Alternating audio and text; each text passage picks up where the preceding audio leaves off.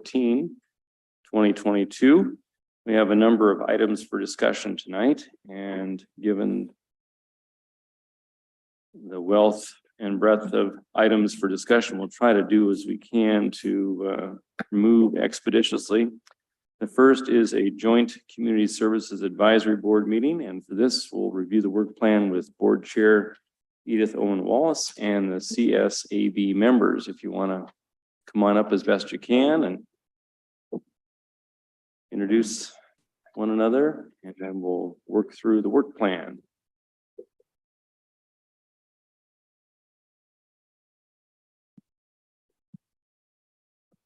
Good evening. Good evening. Good evening, Mayor and council members. We're going to talk a little bit today about our work plan. There are 4 members in our advisory board, and we have youth liaison, and we have staff support. And we meet the 3rd Wednesday of every month at 5:30, and we'll talk a little bit about what we did this year.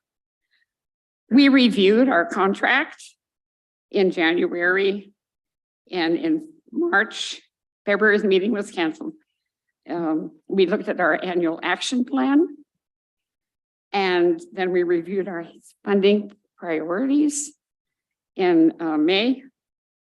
And we began to look carefully at those kinds of things. And then we began to do virtual interviews with human service applicants. And we deliberated.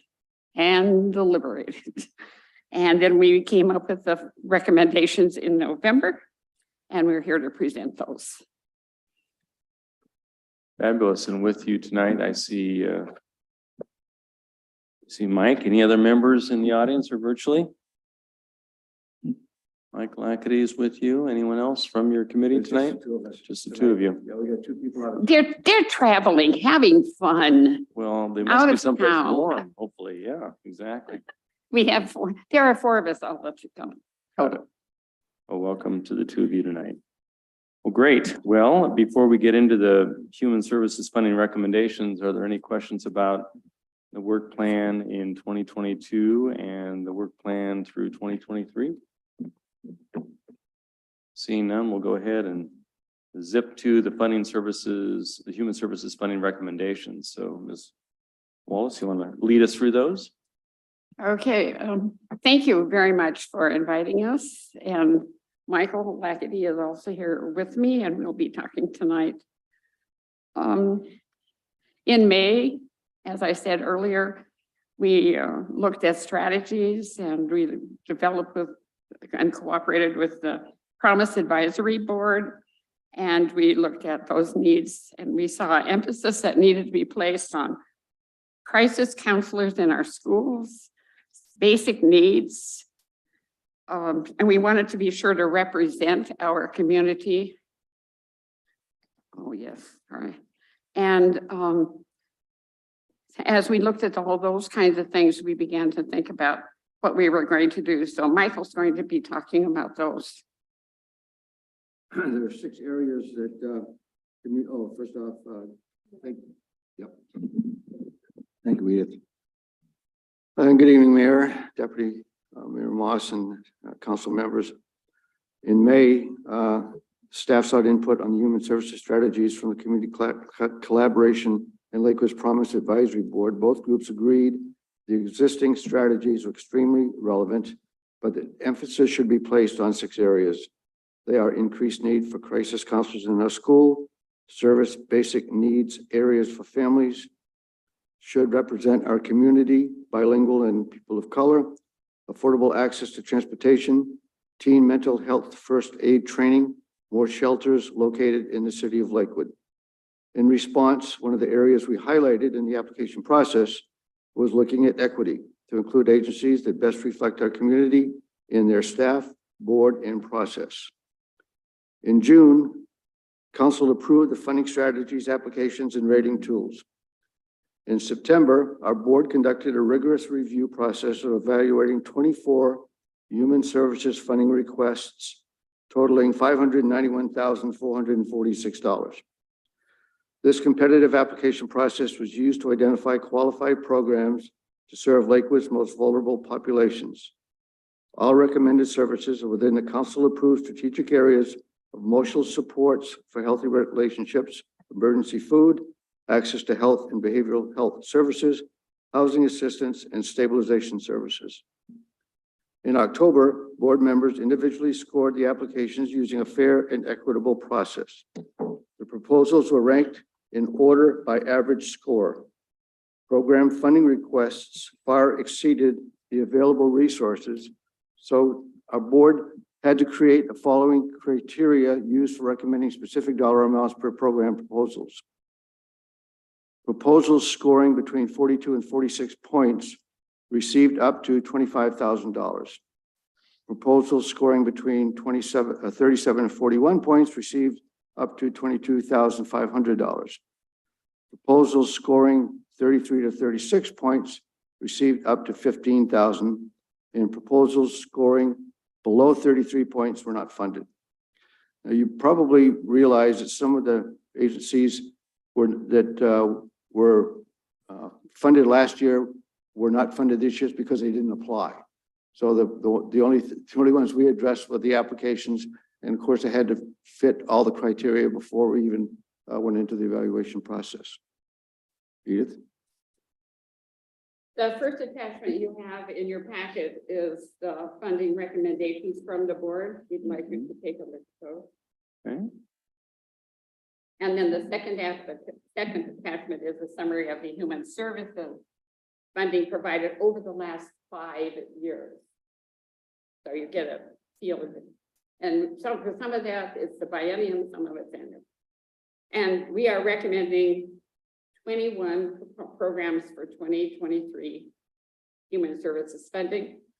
And the funding recommendations range from $15,000 to $25,000. And if our funding recommendations are approved, funds will be available January 23. We'll entertain questions. Mr. Anderson. So I'm interested on your food allocations. I am familiar with the fact that St. Leo's has a mobile food bank, though they're downtown or Hilltop, Tacoma. They serve out here. I don't recall ever funding Multicultural Child and Family Hope Center before. I recognize them, pretty familiar with them. They're a multi-million-dollar nonprofit on the Hilltop. What do they do in Lakewood?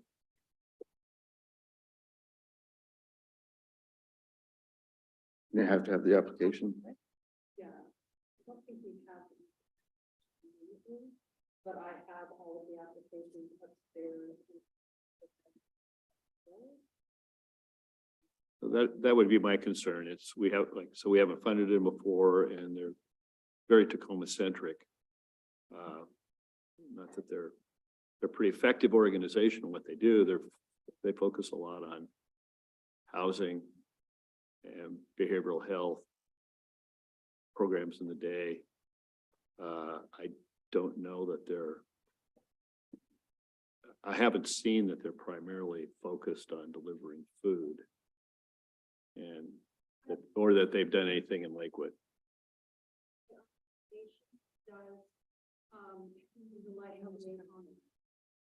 Right there. In our application, we do rely heavily on individuals being serviced in Lakewood. So in order for us, and again, I apologize, I don't have the application with me, but in order for us to recommend funding, we all needed to be very sure that they were providing services to Lakewood residents. And they did score pretty highly on our list. So that, to me, that means that our members, our raters were quite, thank you, quite comfortable in what they read, that these individuals could in fact provide valuable services that align with our priorities to our residents in Lakewood. But So- again, I can certainly get that information. So then if that's the case, then I go a layer further and ask why we wouldn't be providing that funding to Nourish, an emergency food network, who are both centered in Lakewood, and St. Leo's, which is shown through both its backpack program and mobile food service that they provide good service in Lakewood. Why peanut butter it out to somebody new? I mean, that's more a philosophical question. Instead of focusing on people and getting some efficiency, saying you get $10 and you get $10 and you get $10.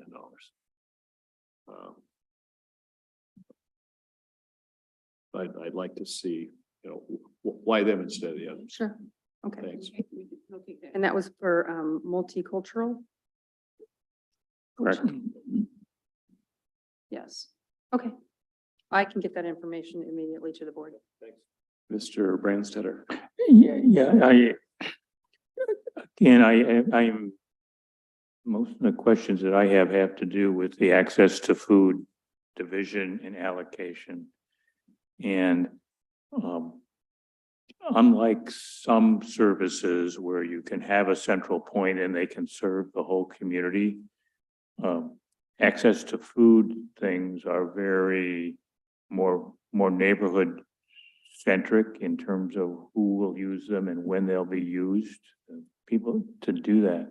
So I would really like to see if we can get some sort of a map about how each of those folks with access to food, what areas of Lakewood they're going to deal with and focus on.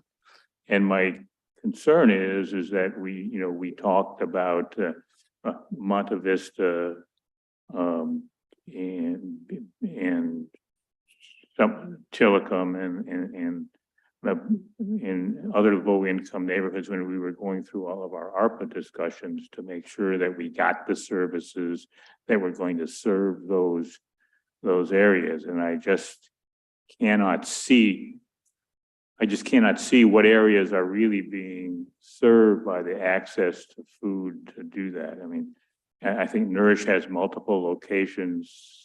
St. Leo has a target area. I don't know about the others, and EFN is somewhat different because they're more of a, at least in part, a wholesale food distribution element to be able to go and do that. And I guess I would want to make sure that the EFN request here for their co-op is actually not duplicative of their ARPA request submission that we haven't acted on yet, but they've asked for to look to do that. And the same is somewhat true of Nourish, where they have an ARPA application in for money from us too, to just duplicate it. Aren't those capital asks on the ARPA side? These would be operational, I would believe. Yeah, I just kind of want to be sure that there's not a capital element in these, looking to do that.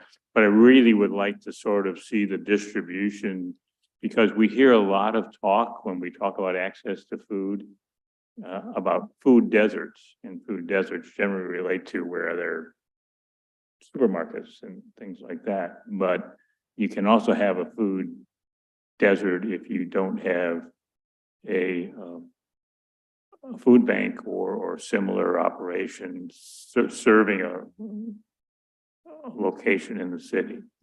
And I just like to be sure that we're covering the city as well as we can with the available dollars that you have to allocate and not overlapping. I think you'll find that the neighborhoods are fairly well covered, but we can give you a map of that. And remember that the food banks do home delivered meals. They have very diversified services for folks. And you bring up a very good question. We can certainly do some more. Yeah, I think that they would have some historical records though of where their services are being requested. And that's, I'm sure that's true. I'm sure. Deputy Mayor Moss or Councilmember, are you arm wrestling over the microphone? Thank you, Mr. Mayor. I'm just wondering what lowered the score for LASA? Because we've been given to them in the past. We've given them the 15,000, but why did they not, what was what was visual that did lower their score below the required for 25,000? Do you remember off the top of your head why LASA fell short in the one category? Their scores are below the $25,000, yeah, the $25,000 level. And I was just wondering what lowered their score. So we don't have all members here tonight, Deputy Mayor Moss. And off the top of our heads, we don't know. But again, like the original question, I have the information upstairs at my desk and I can provide it extremely immediately, like tomorrow. That's fine. For Since you. they didn't include housing, I was just wondering. Yeah, what okay. them. Thank you. You know, and please keep in mind, we've got 4 different personalities that rate these things. And you know, we all have different ways of assessing the value of each of the answers to the questions. And so what I might score as high because of the way I look at the application, Edith might not score as high, and that's why we do the averages. And it's 4 different perspectives. And, you know, I may not have reduced that price because of the way I read it, but 3 other members might have, you know, so we just have to do the best we can with it. Yeah, I understand that. I was just curious as to what it was, so no problem. And our experience in the community makes a difference too. People will point things out to us from time to time to say, have you thought about this? Mhm.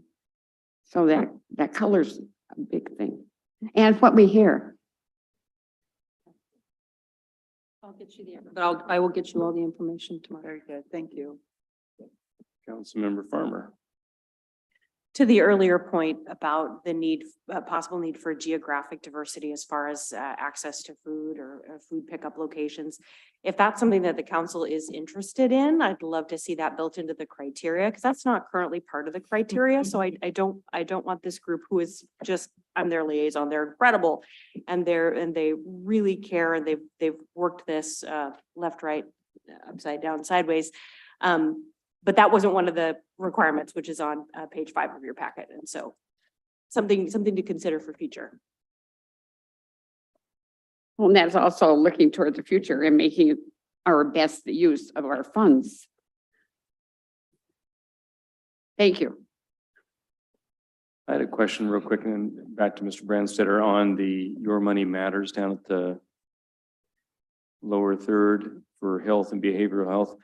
I don't recall that we funded them before, and I'm not sure, other than the category of health and behavioral health, what they do. Certainly, many of us have behavioral challenges with regard to the stock market recently, but when it says your money matters, what do they do? So I can take that. So Your Money Matters, you're correct. We have not funded them in the past. They are a smaller organization that helps individuals who have been incarcerated for reentry into the world and to help them with simple things like having a checkbook, things that can really help them to reassimilate into the world and hopefully have an easier time of it Are amidst they all of the other. located in the county or are they geographically located? Okay. Tacoma, yeah. And how do they articulate their ability to direct their services to Lakewood residents? How is that That I going? don't remember off the top of my Yeah. head from their application, but again, I can definitely provide you with that information. Definitely referrals, yes. Referrals. Got it. Okay. Deputy Mayor, did you have a point on that? And then Mr. Branstetter. I was just gonna ask, do you still have a method of making sure that it is successful? That is, you still working with those efforts? As far, so To follow through to see that they are following the procedures and what you intended is being accomplished? correct. So every quarter, the service providers are required to submit their reimbursement requests. And in that, I do ask that they fill out the reports that they've been filling out for a while that gives us their outcome measures. Mhm. They all know their outcome measures. They're in their contracts. And again, on these quarterly remittances, I have those numbers. And I also go out during the year and do my monitoring to make sure that everybody is copacetic, and I have a list of checklists, and I just sit down and talk to them and find out. Very good. I can say that the individuals that we are looking to refund, I would say about 98% of them are already at their 100% point as of Q3. Yeah. Great. That's good. Thank you. You're welcome. Mr. Branstad. Yeah, Mr. Mayor, I really appreciate the work that goes into sorting this out and making decisions, okay, in terms of how to do that, and the methodology sounds like it's serves the needs of the community pretty well, the way that you do that.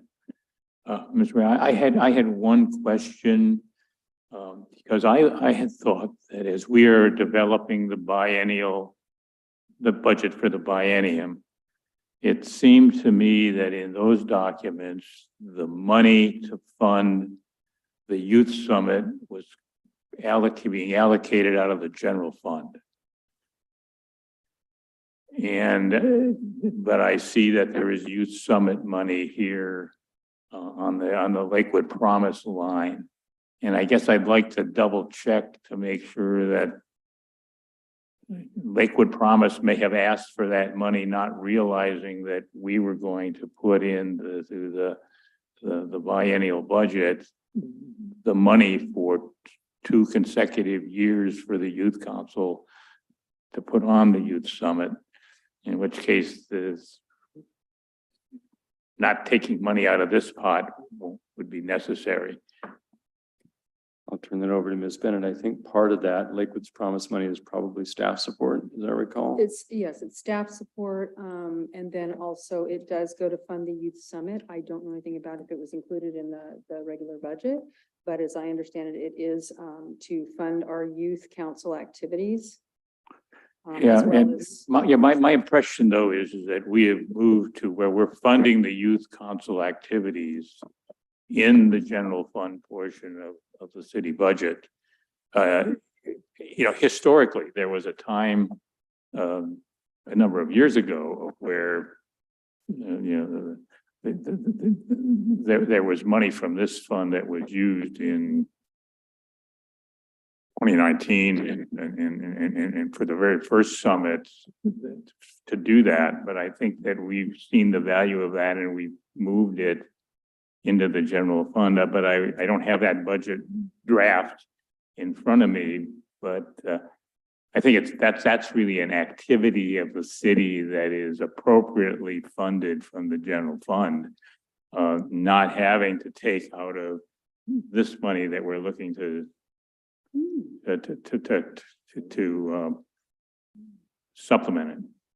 Good point. Maybe Ms. Bennett, if you can take a look at the application and see if they broke down how much of the 32.5 request. Mary is behind us. Hold on, she may have an answer. Quick update. Lakewood or the youth. I don't think there's a button on this thing. The Youth Summit is funded through the general fund. You're correct. It's through the city council, youth council budget.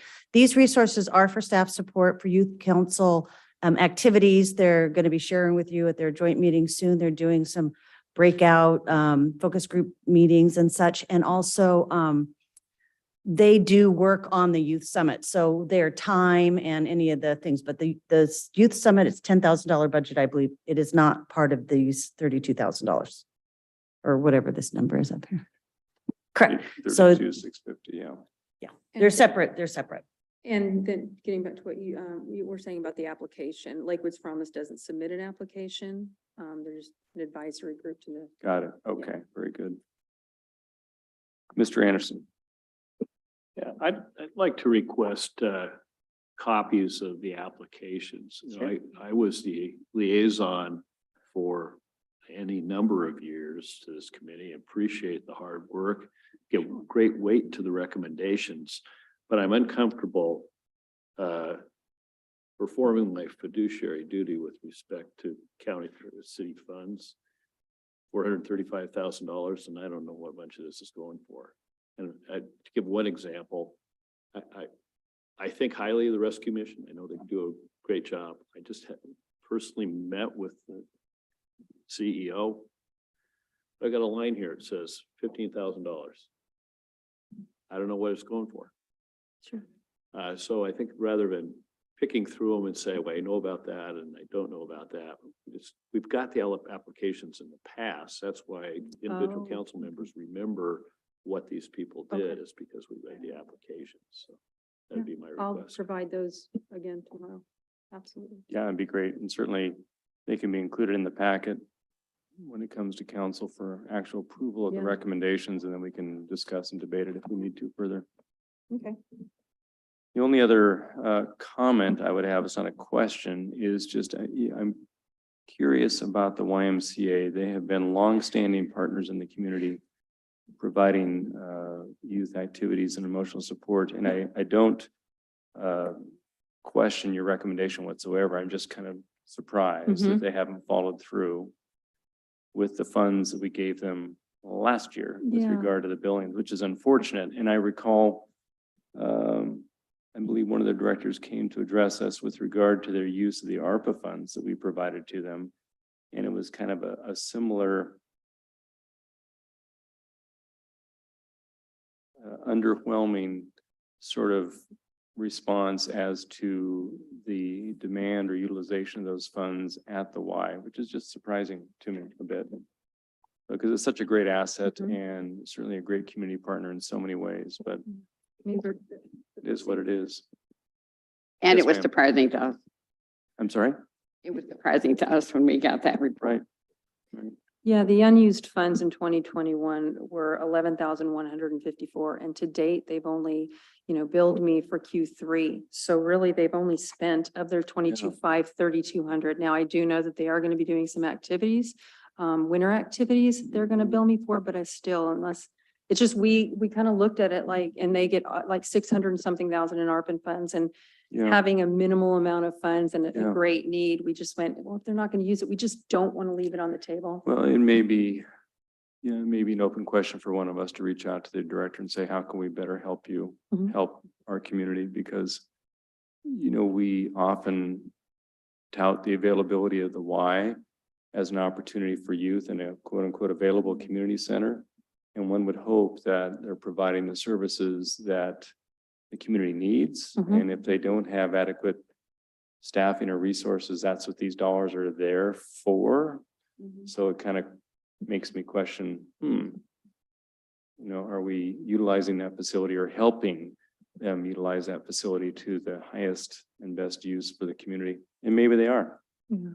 It's hard to say. Well, in their applications, it's been for two particular programs. Mhm. Their summer program, which is what they billed us for last year, and then a fall program or an autumn program, which they did not do this year and came to me asking if we could just divert that to some winter program they were going to do. Got it. But it's just the two programs amidst all of their other operations. So I think it's a very fair question, and I'll definitely Yeah. get back to them. I mean, I contacted them before this meeting, just so there were no surprises. Yeah, I was on the advisory board a number of years ago for a number of years, so I know that they do good work in the community and continue to do so. So. Any other questions or comments? Yes, Mr. Boki. So this is scheduled, but I hear several concerns or objections, and the plan is to vote on this next week. Are we prepared for that? The plan is to have it on the agenda for consideration next week. So the packets, from what I hear Ms. Bennett tell us, will be included in our council packet next week. And then we can review and deliberate the recommendations, and then we can up or down it or tweak it. I mean, that's council's prerogative. Mr. Branstetter? You have something, or are you looking for a red? What are you doing? I was just being prescient, I think, I saw a comment or a question coming. It sure would be interesting after you all see the applications to see what 7 different opinions we get from you guys. No, I think we are confident that your collective voices have made great recommendations, and you guys historically have done fantastic work on this, so. Any other questions for the good of the order or comments? Are you sure, Mr. Branstetter, this is your alibi opportunity? Nothing? All right, just checking, just checking. You're saving your powder? All right, very good. Well, thank you all, and many thanks for a job well done. And as we all like to say, we'll double your pay for next year, so Thank you very much. thank you, Ms. Wallace. Okay, very good. Well, next we are going to review the contract with Burke Consulting for the 2024 Comprehensive Plan Periodic Review. And I believe Ms. Spear will join us virtually to lead us through the contract review, which should be starting on page 9 of your packet. Thank you, Mr. Mayor. Good evening. Tiffany Spear with Long Range and Strategic Planning for Community and Economic Development. Yes, there is material in your packet. I'm also going to just walk briefly through a, through a PowerPoint just to get us through the basics for what this contract is for. First of all, this is related to the 2024 periodic review, which needs to be happening per state law, as well as to comply with regional and countywide policies. This is a comprehensive plan review that is much more robust than the annual comprehensive plan updates, which happen annually. And the council actually is in the middle of looking for 2023's amendments. This is for 2024, and per the state statute, which has recently changed, this is now a 10-year process. So the 2024 review is due back to Commerce as well as to the PSRC for review by the end of 2024. Following that, it will be every 10 years. And then there will be, just so you're aware, 5-year check-ins, if you will, that will happen as well, just to see how well implementation is going between each of those 10-year periodic reviews. There are 3 grants which the city has already been awarded by the Department of Commerce to assist with this process. There is $175,000 becoming available to the city over a 2-year process, half and half, one through June of 23 and the second half through June of 24, which is specifically related to the periodic review. There's a second grant regarding middle density housing planning, and that is available now through mid 23. And there's a third grant for $50,000 related to climate change planning and implementation, also available through mid next year. There is a last piece of funding we're waiting to hear the final okay on that is going to add additional funds to the middle density housing grant and also be through mid next year, but that is specifically intended to help us with enhancing our public engagement and outreach for actually all 3 of these areas of focus for the grants. So in general, the 10-year review, the periodic review, looks at every single element of the comprehensive plan. There is the recommendation to actually have the city council adopt a resolution establishing a work program, and that will be coming to you in early 23. There will be a review of the comprehensive plan, all of its sections or elements, and then related development regulations, as well as the critical areas ordinance. There is a specific requirement now to have a robust public engagement program, and then submitting information to the state and taking legislative action are all required as well. In order to get all of this work done, the city is needing to hire a consultant. Burke Consulting, I know you're very familiar with. They've been a longtime partner with the city. They were engaged earlier this year to help specifically on housing planning. And now this contract that's in front of you tonight would set them up for being our consultant for the remainder of the 24 periodic review. There is in your packet a draft contract following the brief memo that's included in there at page 9. This is the budget, I'm sorry, this is the time frame, the scope of work for what they are going to be doing. They work, as I mentioned before, on housing right now through the end of this year, essentially. And then they're also getting started on what are called CBO or community-based organization subcontracts. Again, the public engagement requirement of the periodic review is asking that community-based organizations are very involved in policy development and providing feedback on this update. And then you also see housing element update happening through mid next year.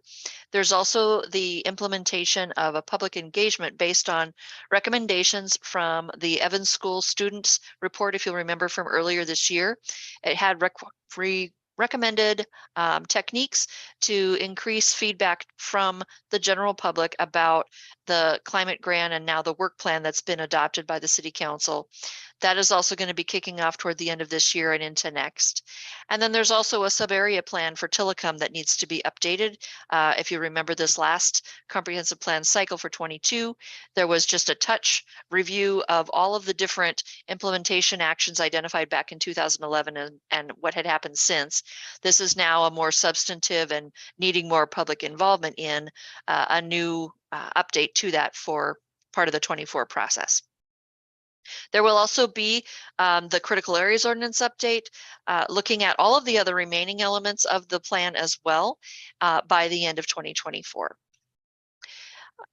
Just very quickly, there's also just a few other dates included in here, what the city will also be looking at beyond what they may do, for instance, the transportation element, looking at the creation of a periodic review advisory board or advisory committee or an ad hoc group where we get some subject matter experts and perhaps representatives from each of the city's standing boards and commissions to be involved as appropriate throughout this process. And then Planning Commission and City Council action come mid to late 2024. So as I mentioned, this is included in your packet. I'm happy to answer any questions. The total of the contract is $305,000. The total amount that the city has already been awarded through Commerce grants is $335,000. And again, we're hoping to get another 40 for public engagement. So all of the costs for this Burke work will be covered by those 3 grants. And with that, I'll turn it back to you, Mr. Mayor. Thank you. Very good. Before I turn it over for questions, I just had a quick clarification in case this goes forward on the work program and schedule, which is on our page 10 of the packet. The first project name and task title is completed housing needs assessment. And it looks like we just need to correct the start date because it references 9/1/23 with an end date of 6/30/23. So I assume that the start date needs to be 2022, perhaps. Yes, that is my internal table, so I'll make sure that's corrected before it gets reflected in the contract. Thank you. Got it. Any questions of Ms. Spear? Looks like a great contract, and thankfully it looks to be fully funded by the grants. Mr. Yes. Branstetter? Yeah, thank you, Mr. Mayor. Spear, could you clarify what the difference is between the council adopting a work plan, a public participation plan, and and there is, let me see what else, how else that is worded.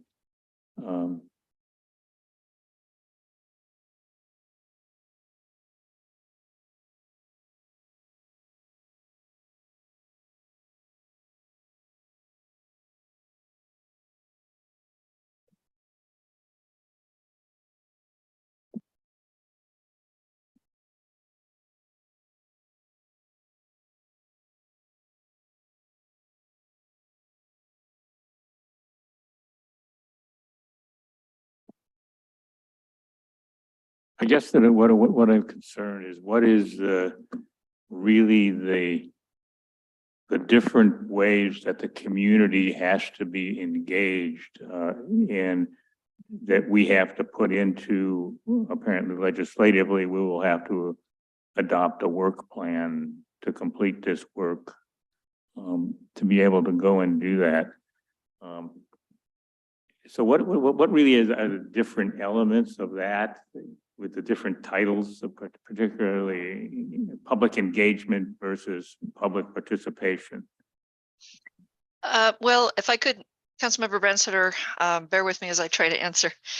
First of all, the work plan that's referred to and will be on your schedule in January of 2023 is the internal city work plan, which will show what the department and other departments working with community and economic development will be doing throughout this process between now and 2024 to complete the work required for the 24 periodic review. So it will include statements about public engagement and public participation, but it goes beyond that.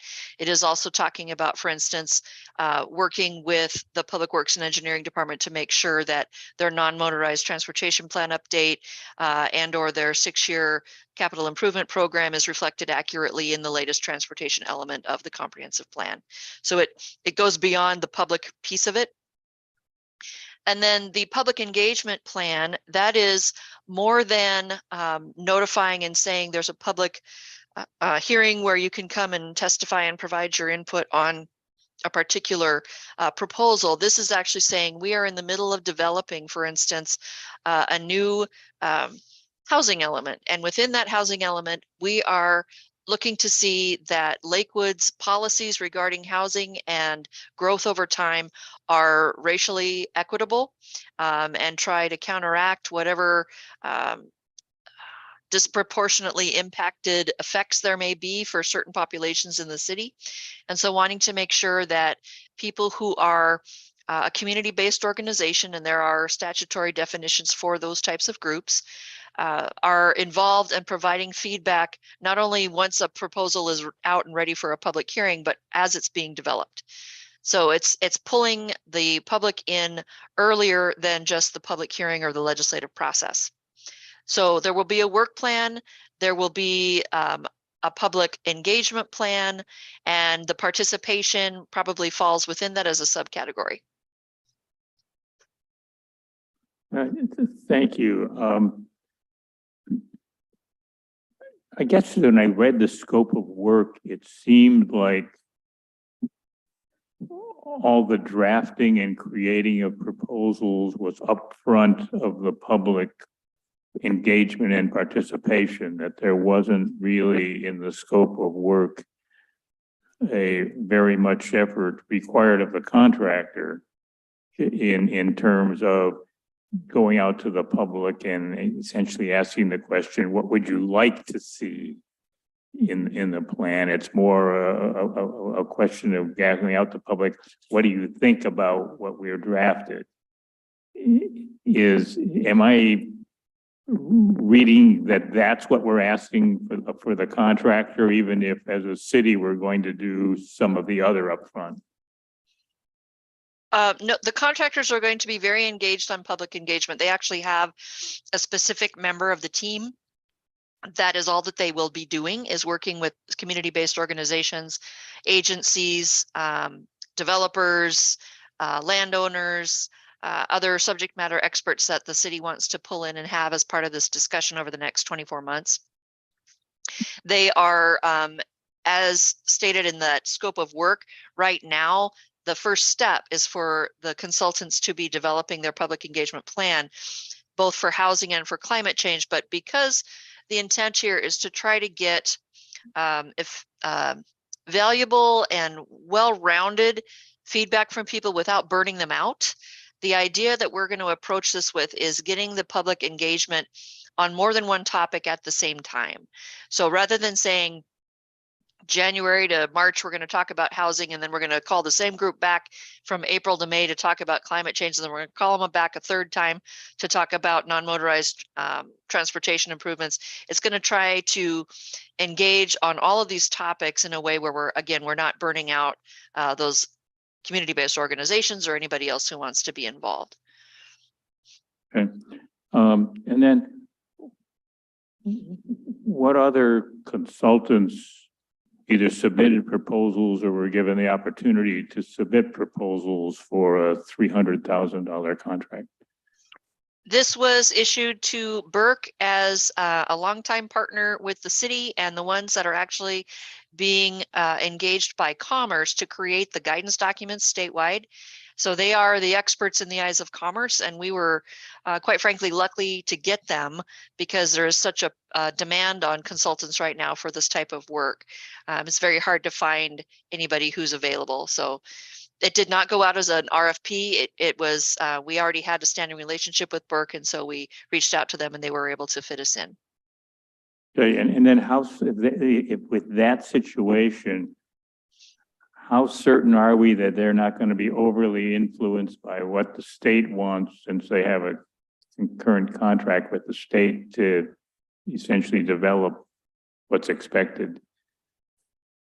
I would just say in my personal experience, I've worked with them now both on the downtown and the Lakewood Station sub-area plan. They were involved with the city's tree program, which the council just took action on a week ago. I have seen them to be very responsive and sensitive to Lakewood's specific issues, perspectives, and history on regional and statewide issues. I thank you. Any other questions of Ms. Spear? Again, we're just getting an overview here. There's more to come with regard to the public participation plan to be reviewed and approved by council. Again, I thank you for your work on this. I especially thank you for getting the funding by way of grants to cover the cost for the most part. That's a big step in the right direction, and it alleviates some staff burden by having a consultant help us with the workload. So thank you for that. If there's no other questions or comments for Ms. Spear on this particular item, we'll move to a review of the 2023 lodging tax funding recommendations. And for this, I'll call on our Deputy City Manager, Todd Kraus.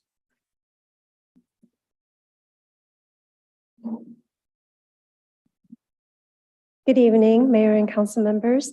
The lodging tax funding allocation starts on page 28 of the council agenda packet. I'd like to turn your attention to page 30, which is the Lodging Tax Advisory Committee's recommendations.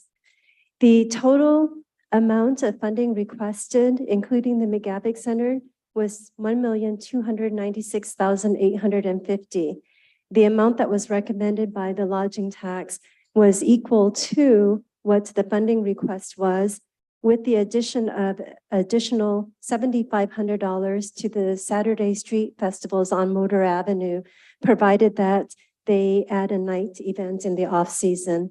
The one thing that I want to highlight is under Lakewood Gardens Capital, there is a capital request of $400,000. Although the Lodging Tax Committee recommended $400,000 for capital improvements to be spread evenly over 4 years, the request does not qualify for capital funding. Therefore, the funding recommended must be reduced by $400,000 for that reason. So that concludes my presentation. Let me just add a clarifying comment to that. Since I was on the committee, then I'll open it for questions. The reason the committee submitted or listened to, received, and submitted the recommendation was Lakewood's willingness to do something similar to what they thought the city had approved for the McGavick Center, and offered a sort of ability to license or have city days at Lakewood Gardens in this new facility for the city's use. And in doing so, they thought that that would be akin to what the city had approved some years ago. But as I understand it, post the recommendation, the city attorney has done some further digging and research and is of the understanding or the conclusion or opinion that the law has since changed not once, twice, but maybe a few times, and has strengthened the requirement that the capital be for, quote, city-owned facilities. Is that correct, Ms. Kraus? That is correct. So I don't know if Ms. Watcher wants to give us any further thought on that, but it sounds like the law has changed or tightened, so to speak, to create less opportunity for creative facility granting to a city like we did with McGavick Center. Mayor Whalen and members of the council, you are correct. And it goes to things like the definition of tourism related facilities, definition of the necessary ownership interest. And just one example is if you go back a few years, I'm a tourist right now because I live in Tacoma and I work in Lakewood. But that has been tightened up now. Now you have to be more than 50 miles away. And that's just one example of the way that it's changed. And I think, there's strong tension down in the legislature between those who have to collect this tax because they feel like it's not a happy thing for the people staying in their facilities versus the businesses that need it. And so they're always trying to make sure there's that absolute connection. And the law has just Got it. changed frequently as a result. Understood. Locally, again, since I've chaired the committee, those who were the givers, so to speak, on the committee, because you have to have givers and receivers. Both givers and receivers were somewhat excited about this project because of the identified need for a sort of middle meeting space, if you will. The Travel Tacoma folks were excited about it because it offered something different than McGavick Center in a smaller scale. So therein lies the impetus for the recommendation, but we understand if there's some legal challenges to it, we don't want to do something that's inappropriate. So anyway, there's some background for you. Questions? Mr. Boki. So I'm not going to argue the law because I don't know the law, and it just, so going forward, I mean, we do have this capital set aside that I guess we can use for operations, but we would really like to use for capital. Right. We seem to have had over the years a consensus on the council that we support capital projects. It's been the McGavick Center for a long time. Because there's a need to build capacity, not just in new events, but in new places, spaces, reasons that people would come here. Convention spaces. Convention space. Yeah. And that's why they supported the McGavick Center. So I wish we could find some way to help, because I think that what Lake Wald is proposing is a really neat and a very positive development for our community. And so I'm hoping that, we can continue to support them. I guess the Capitol door is closed, but I think we need to understand, I mean, is it just always a city-owned property? And, I guess I'm a little bit confused because I don't want to be in the business. So we seem to be, we've got all this capital money coming in, and the legislature is telling us, well, unless it's something you own. And I'm like, well, I don't, we're not going to build a stadium. So, or maybe we should, but, so I guess I'm looking for publicly owned ideas. Does that mean H-Barn? Yeah, H-Barn we could do, right? If it was a More to school follow on district thing that would help them attract playoff games and that kind of, would that be something we could do? I mean, does it have to be the city owned, or can it be another governmentally owned entity? Councilmember Boki and members of the council, the Attorney General opinions that have been done on this specifically contemplate joint ventures, but they do look within that joint venture for an actual ownership interest, some of the actual capital belonging to the city. So in the real estate days of the bundle of sticks, having a leasehold interest isn't a sufficient ownership interest in the realty? I don't think it is at this point, and I think what you're getting between is, at the McGavick Center, we have user days, and then you go all the way up to owning the entire building. Your bundle of sticks is somewhere in the middle, and we would have to look very closely at that lease interest to see if it gets you over the finish line to Well, that's an what they had ownership. offered when they came to make their pitch to the lodging tax committee. Yeah, the opinions that have been rendered on this go all the way down the rabbit hole into things like, do you have complete autonomy to use the area as you wish? Are there rules being put in place by the actual owners? Those kinds of things. So they really are getting to that point of parsing down to that level of detail. And as I mentioned, the AG has rendered, I believe, 3 different legal opinions on this now. It'd be worth taking a peek at those. Mr. Anderson? Yeah, that kind of dovetails into my question for the city attorney, not for now, but for the future. That I understood the provision as having some ownership interest, but there's a question I have with respect to municipality and operations, because RCW 6728-186 now says, which it didn't before, C, supporting the operations and capital expenditures of tourism-related facilities. So take that as one conjunctive, operations and capital expenditures. Owned or operated. So it doesn't necessarily, where it says or, there's, I think, a way to interpret that to say, what if the city's operating it in a building it doesn't own? Can it improve that? By a municipality. Now, I would construe a municipality to be a city or county, but that might not be. It isn't a school district.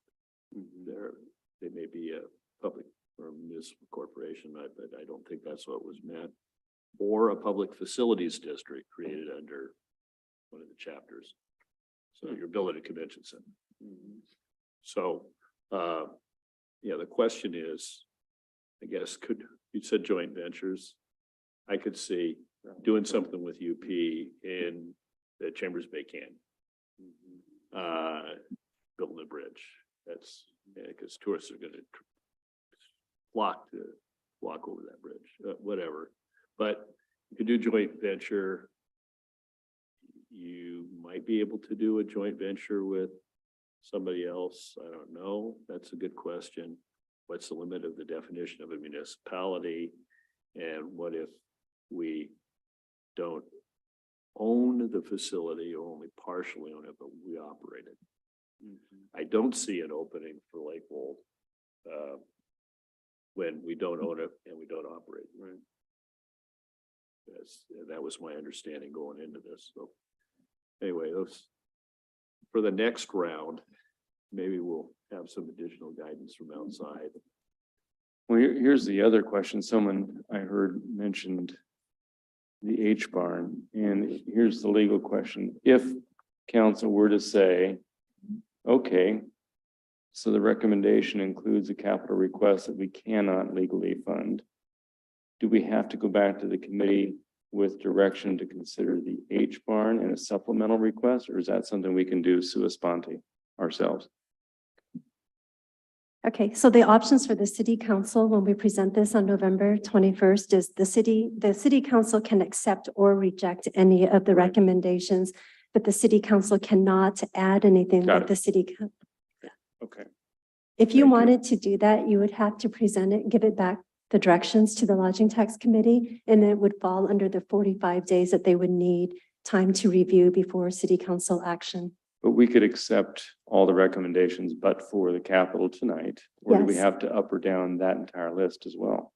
You can accept or reject any of the recommendations. You cannot change the dollar amount. So for example, if you wanted to Okay. proceed with accepting all recommendations with the exception of the Lake Wold Gardens capital, you could do that. Okay. Or you could say, we want to accept this one, we want to decline this Okay. one. I thought it was 100% up or down. No. On the recommendation. Okay, very good. Did you have a comment, Mr. Branstetter? Yeah, thank you, Mr. Mayor. I think the conversation is interesting because for a dozen years, the idea of we have capital money, what can we spend it on has been a topic of conversation annually here to look to be able to go and do that. And then if it's a moving target, as it apparently has been, that's a problem. But it does sound like the Lake Wold capital request is not going on. I guess that the other way to address that, and we'd have to use the 45-day rule, would be to not approve it, but allow Lake Wold to submit an operational request that would help them with their own money offset some of their capital costs, that we can fund some operational costs.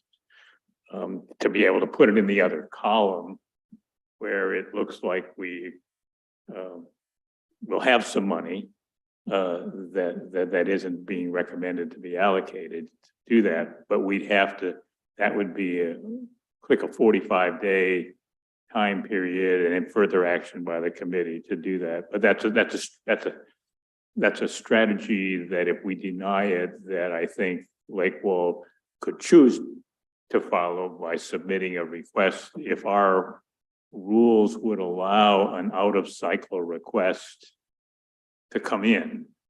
Because normally we have a very structured time frame to be able to go and do that. But we could perhaps help them that way. Looking further into the future, I do think that the owned or operated language is interesting if we can get the state to in some way lease or give us the boat launch facility in Tillicum to operate. And so that we can upgrade it and, as an adjunct thing to do that. It seems that might be something that would be usable in future years to be able to include the amenities of that. And it certainly is a facility that attracts people from farther than 50 miles from here to meet the definition of tourists. So, I guess you have to, but of course, a year from now, we'll have to see what the law says then. Well, you're exactly right. It's also an opportunity for us to maybe rethink some of our parks improvements and expedite getting those done, like Edgewater Park, which is, in a bit of design work this next year and hopefully some capital work if funds are available, right? So it might be a way to get that done because there's some need there for sure on the capital side. The stretch. Mr. Boki. I can't fight it. I live here. Thank you, Mr. Mayor. So a couple comments and then a question for you because you're on the committee. So I would note, I think one time we were discussing the McGavick Center and when that commitment was made at $101,850. I think I looked back and when that commitment was made by the city council, the LTAC funds were $500,000 a year or less.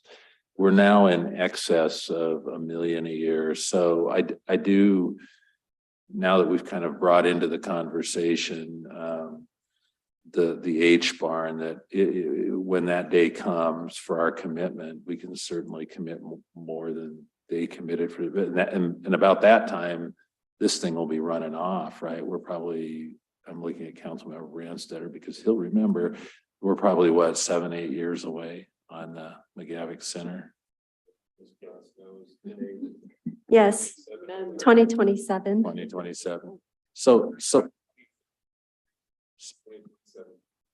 and it's 20 years, is that? Yeah. Is that to help pay the bonds or something? Was that the goal? Or? Yeah, it was actually to help them pay. So we pay a portion of their debt service or make the debt service payments. And maybe we'll be asked again to help out, keep the place running or whatnot, but we'll cross that bridge when we come to it. The question I want, I'm missing something here on this list, and that is, and I'm going to screw up the name, the Film Fest, the one we were just talking about, real life. Did they make an application? Am I not seeing them here, or did they not make an application? And was there a reason that they didn't? They made it appear something else. Didn't you guys, didn't you? Yeah, please, Mary. I don't recall that the film festival, it looks like Lakewood Arts Book Festival, which has a film component, but that wasn't real 96. The real film festival that we had last year, very, very successful.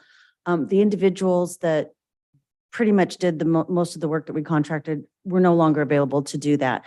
However, since then, and the application process was earlier this year, there are new members of the Arts Commission that are interested in doing that. So they're looking for funding, as we do, outside of the city sponsorship and such to possibly bring that back because it was really a unique event for the city. But we didn't plan for it because we didn't have capacity at the time, but now that there's interest and that helps move it forward, we're looking for additional resources to make that happen. But that's why an application wasn't submitted this year.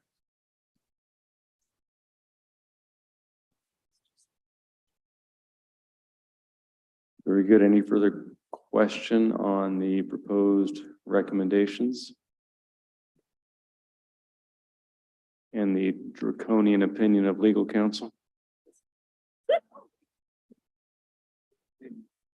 Mr. Branstetter? Let me just ask you, the agenda bill to approve this. Okay, I see the chart, but is the agenda bill, given the footnote at the bottom of this, going to not include Lake Wall 400? Yes. Okay. Yeah, I think it has to, for sure on that. Okay, so what I hear is that this will be going forward minus the 400,000 capital recommendation for Lakeville Gardens. What I also hear is if we are so inclined, we can direct the lodging tax committee to reconsider another request, given them at least 45 days notice and the procedural opportunity to do that. And then it could come back to us as a supplemental recommendation sometime early 2023. Yes. So, Mr. Anderson. we're already giving them $100,000 of $160,000 program. So be careful about inviting a request for things that are not eligible. No, completely understood. I wasn't necessarily recommending Lakeville Gardens. Mr. Osworth, do you have any other thoughts about maybe a supplemental request on behalf of the Partners for Parks folks that may come before council? It's something that we might be able to or should consider to keep the wonderful project moving forward. If council would suggest that, I'm sure Partners for Parks would be happy to submit an application to support the H-Barn project in a variety of ways. Got If it. that opportunity presented itself, they would say yes. I'm sure. I only raised that because I had a call from Mr. Betts this afternoon. Portions of the project. Yes, Mr. Branstetter. Yeah, I would just say that when the time comes that we're ready to move forward with actually doing a capital project on the H-Barn, then I think it's, as the owner and the future operator of it, Partners for Parks is going to be a donor to us that, we should be submitting the request directly as a city, asking to fund this capital project of our own, rather than asking Partners for Parks to not only raise several millions of dollars, but then also submit the request for us to do that. I think we're already at the point of where if they are successful in raising that public part of the money, we just go ahead and submit as a city, as other requests on this list are requests from the city for the remainder of what we want for the H-Barn when we get to that point. Ms. Cross. Just in that regard, for the lodging tax application, we have it stated that the city would be applying for that. Correct. Yeah. And there may be some need for some operational monies in 2023 other than capital before the capital request comes in. So Yes, more to follow on that. yes. Okay.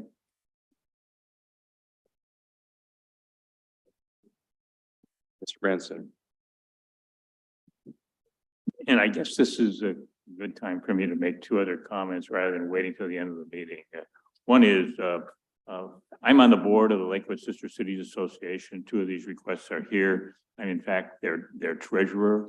So when this agenda bill comes up, I'm going to recuse myself to be able to go and do that. And then secondly, given that we've had the discussion about Lakewald and let's read things to do that, I on the table here for me today was a thing from Lakewald. And, you know, it's about the solstice lights event to be able to go and do that. And, you know, I had been myself considering whether I wanted to go to it because it sounded interesting because I'd heard about it before. But this appears to be a free $75 ticket. A free $75? In other words, it says it's $75 and then under total payment, it says guest of Lakewald. Oh, And $75, I was wondering whether something of that nature worth $75 was consistent with the rules that we Oh, operate great on question. about accepting gifts. maybe it was just a free pass, so to speak, but they would be happy to receive your donation of $75, let me tell you. Yeah, Yeah. yeah, exactly. I just thought that was more than we should accept. That would be a city attorney point, but I think the limitation is something de minimis, and that $75 is more than de minimis.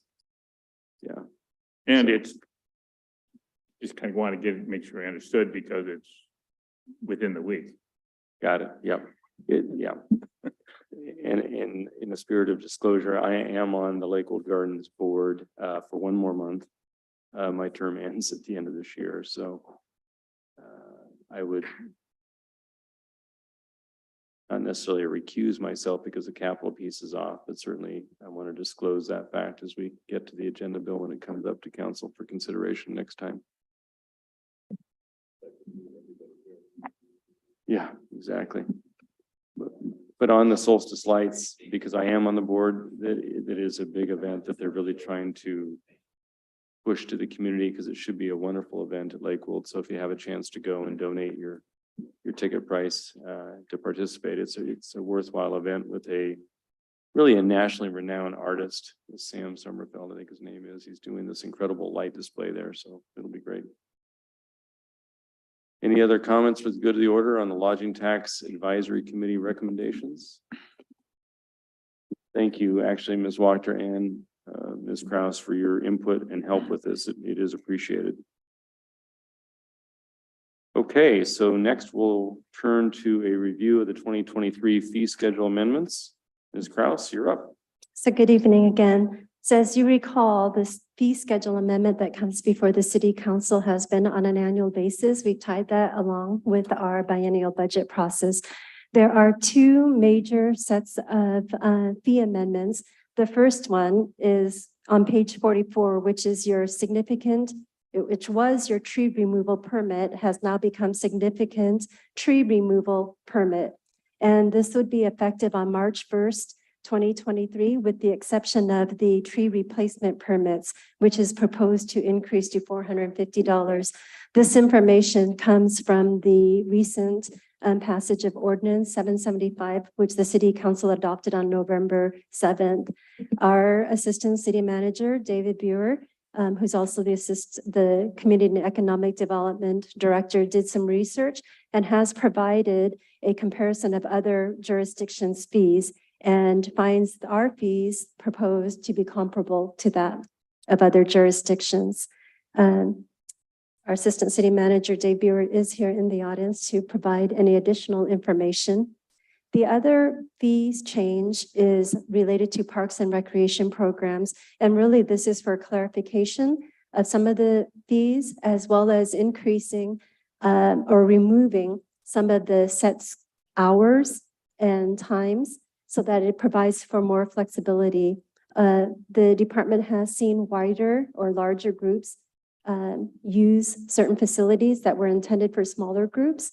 And so they're just removing some of those hourly rates and such to accommodate that. So those are the two major changes, or actually the only two changes to the proposed fee schedule. And that concludes my presentation. I have a quick question before I turn it over to the group. Mr. Buer, on page 44 of the packet, tree removal permit, single family and mixed residential zone lots. The second bullet says zoned lots less than 10,000 square feet in size and no Gary Oaks located thereon, not part of a shoreline setback, not located in critical areas. And it says permit required, but no fee. I didn't think we had permits required in that scenario.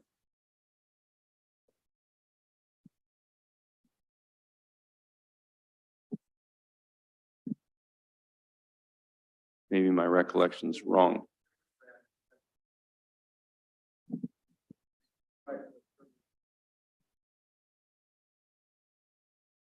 Okay.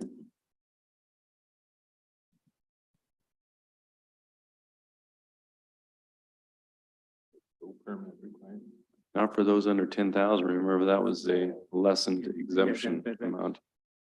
But you would write. Under 10,000, no Gary Oaks, there's. Right, no critical area, that kind of a thing, no permit required. Anybody see anything else? Mr. Branstetter?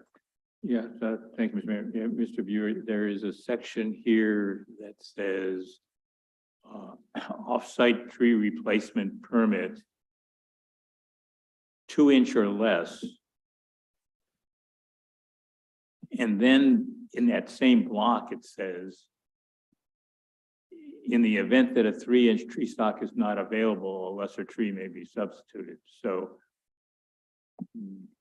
that fee for an off-site tree permit of 2 inches or less is not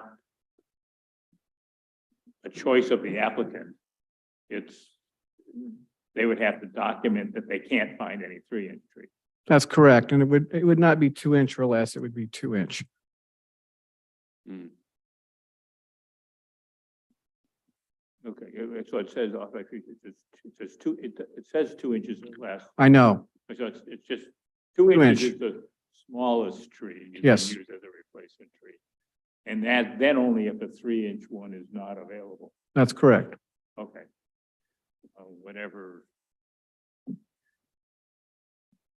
However you erase some of the red words. Okay. Any other questions? Thank you, Mr. Branstetter. Any other questions, clarifications?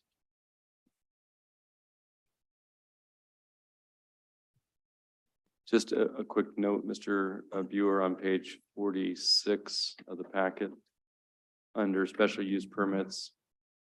I know we're colloquially calling the Colonial Plaza until there may be a name change, but we don't necessarily want to embody this in a new fee schedule. Maybe we call it, I don't know. Yeah, the Plaza Motor Avenue right now. Just because it hasn't been formalized one way or the other, I know it's been referred to as that. Yeah. Yeah. Right.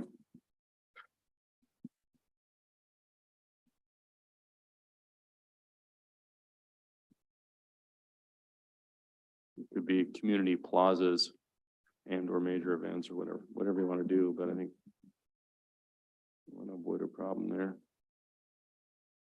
Anything else, folks? Mr. Anderson.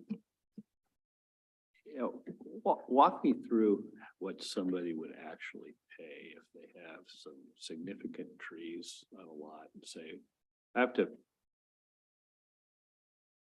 want to take out 3 24-inch fir trees.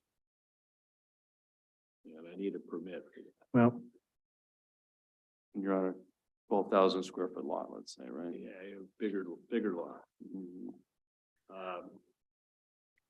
And, what triggers needing replacement trees if you go over a limit?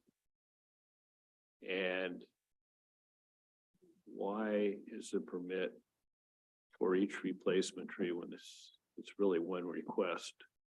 And the city's saying you have to put in 10 trees. And somebody's got to buy the site, buy the trees and put them in. Well, I'm not prepared to answer that question this evening because there's several parts to that question. What I am prepared to do is talk about in the event that you have to do off-site tree replacement. And I can go back and provide the other information at your next meeting, but there are several different scenarios based on a variety of different situations. The one, for example, on off-site replacement, and this is the one that we get most often, is if you're removing trees and you choose not to provide on-site replacement, and you prefer to do off-site, and let's say, for example, it's 6 inches of replacement tree inches that you're having to provide as a result of the equations and the process that we go through. Because the ratio is 2 to 1, we take 6 inches times 2 equals 12 inches. That's the amount of off-site replacement inches you are to provide. And then we take the 12 inches and divide by a 3-inch tree. So that equals 4 trees. So then 4 trees multiplied by 450 is $1,800. And so when we give that information to an applicant, they can choose to go that direction, or oftentimes they'll come back and say, you know what, if that's what it's going to cost, I can find cheaper alternatives to provide trees on my property without having to do off-site replacement. The other option is if you can't remove, it is difficult or impossible or nigh impossible to remove a tree, then you go through a reasonable use exception permit, which is a trip to the hearing examiner. So that's what I am able this evening to respond to. So I guess the bottom line there is it's not based on our normal idea of cost recovery, but it actually is a penalty imposed on people who need to provide a greater volume of off-site tree replacement. Dissuades them from. Well, Because it isn't any difference whether it's 12 inches worth or 24 inches worth to the city. You do a calculation, you give them a permit, and you inspect. that's correct. Cost would be the same, but one person's got to pay twice what the other one does. I believe the answer to that question is yes. So, Is that because the fee is higher for the offsite? yeah, for offsite, it's based on how much the volume of Yeah. trees. So, as a policy matter, we have to, if we want to do that, we're disembarking from the route which we've pretty much taken in the past on fees, which is setting a percentage of cost replacement, and we're saying we're going to charge people extra if they want to move their remediation offsite. A couple of points though here. It goes into the tree fund. It does not go into the general fund. So that's a little bit different. The other piece to this is that when we come to the whole tree process and fees, I do not believe it is going to be 85% cost recovery. Because I was given very specific assignments here. One is try to make the fees reasonable. Also to try to do it in a way in which other cities are doing their fee schedule. So there's a lot of fine moving points in this whole process. Yeah, I don't envy you with all the variables involved, but I'm just concerned that not understanding it, we might be charging the barbecue place too much for its traffic fee again. So I don't want the anomaly situation to arise. The issue that usually comes up, it's not so much on commercial properties. It's going to be in residential development where existing residential houses are involved in infill. That's where we generally see the collection of the fee, and when people cut down trees wrongly and then they're fined. Mr. Branstetter?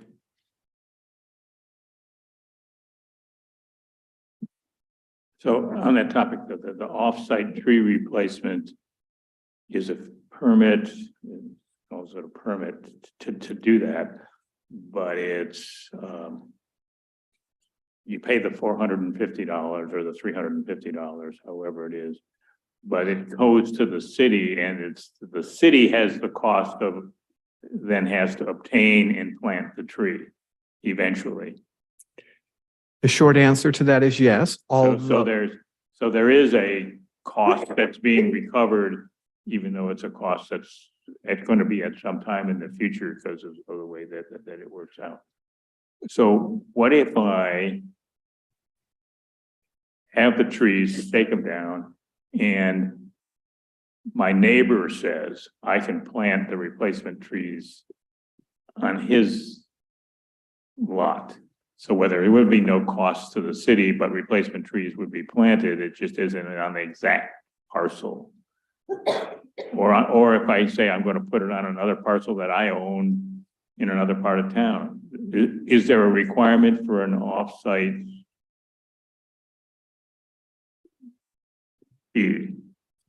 If off-site fees are collected and provided to the city through its tree replacement fund, the city of Lakewood can, and it'll be up to the city council to decide this. City council can use those funds to plant additional city trees on public property or on city property. Or it can say, for example, we're going to use this plan for do urban forestry program, or it wants to use the funds to work towards Tree City USA. Those are all options that the city council has with the fund. Your question about I'm removing trees on my property, and my neighbor is going to go ahead and provide the replacement trees. I've never seen that happen since we've been a city, and I doubt that will be a request that we would receive, frankly. Well, I could see we could be pushing people in that direction to be able to go and do that. I mean, if that was something that you would do, we would probably require an easement on that person's property for the planting of the trees. And I don't think that I would want to do that if I was a property owner. Like an organ donor, I'll take it for, an extra charge. One comment, Mr. Buer, with regard to your explanatory calculation to Mr. Anderson. One wonders, to avoid hundreds of phone calls to your office to explain that exact thing, whether an explanatory note or a calculation in a parenthetical at the bottom of the page might be helpful. Because otherwise you're going to get people calling you constantly to ask about that exact thing. Okay. When I look at this and I it seems clear, but it's different from what you articulated. Since the last meeting, we have prepared a communications plan for each individual use type in the city of Lakewood.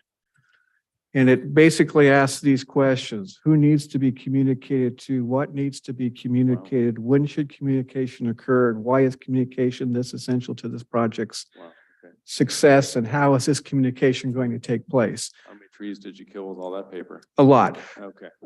But here's the point. It begins to set the stage for the application process and exactly what it is we need to communicate to the public on various levels. Perfect. So that's a lot of effort's gone into making sure that those kinds of questions are being asked. The biggest problem, I think, will be that people have not had to pay for fees for 20 plus years and all of a sudden are going to have to pay for fees. Right. That's going to be the tough point, and that's why we've tried to keep the fees fairly reasonable.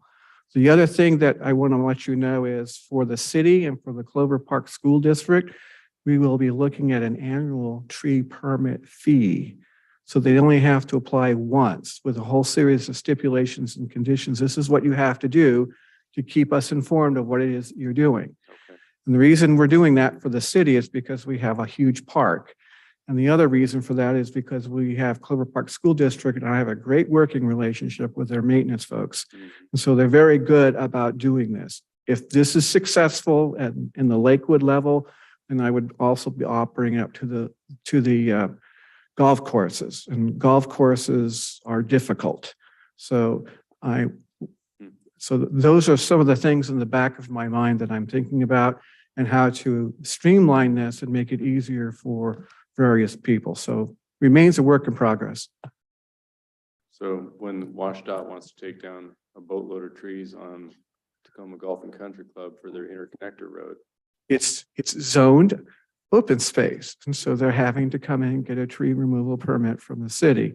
And we will review that in compliance with their EA that was drafted many years ago. Sergeant. You have a question, Mr. Boki?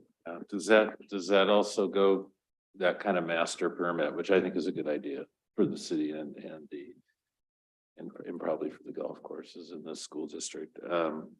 Does that also go for utilities, or how are you going to treat? No, utilities are treated differently. Utilities are not required to get permits. So there is a notification process. We're creating a form for them to use when they start doing projects, and to say, this is to notify you that PSE is removing our trimming trees along Gravy Lake Drive. Another big question that you asked, that I'll just bring up real quick, is about trimming. It was a big question at the last meeting, and there will be a process that talks about what trimming means. And if you do these things, you're not going to have a problem. Most people will not have an issue with trimming trees. It's when you start topping Gary Oaks adjacent to the water and your neighbors complain, and then we'll have issues. Right. But nobody usually complains unless they have an issue with their neighbor. So. Exactly. Mr. Anderson. Just one note on topping, it's actually it's more dangerous to top fir trees because they create a sail. So and they blow down easier if they're topped. So they don't give with the wind the same way. So I would make sure in our definition of trimming, we don't exclude or we exclude topping of fir trees as a permissible trim. Any other questions? No need to branch out further with our inquiry. I'm going to cut this conversation off. Nice. I guess we won't go to the top of the agenda at that point. Yeah, very good. Well, thank you for your hard work on this. I know it's certainly a work in progress, and the fee schedule is but one. I hope in terms of the communication on the fee schedule that people who are involved in any number of the activities will recognize that the fee is reasonable, because there's already comments out in the ether how this is quote unquote appearing to be a quote money grab, which we all know is not the case. And we just don't want it to come across that way whatsoever. So, all right, very good. Well, thank you for that. Next, we have a review of the 2022 accounts receivable write-offs from Ms. Kraus, starting on page 70 of our packet.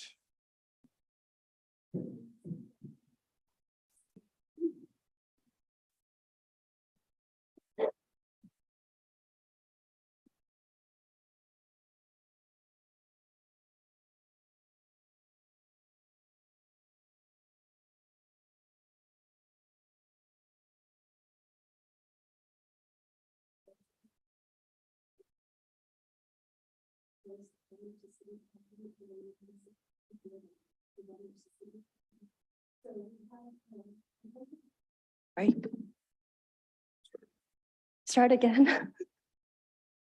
No. I hope you heard me. These are for 3 subrogation of city damage project, property claims. So we've made our attempts following the process for collecting, and we failed to collect and we don't anticipate to collect. So we've exhausted our process. And this is coming to the city council because it requires your approval to write these off.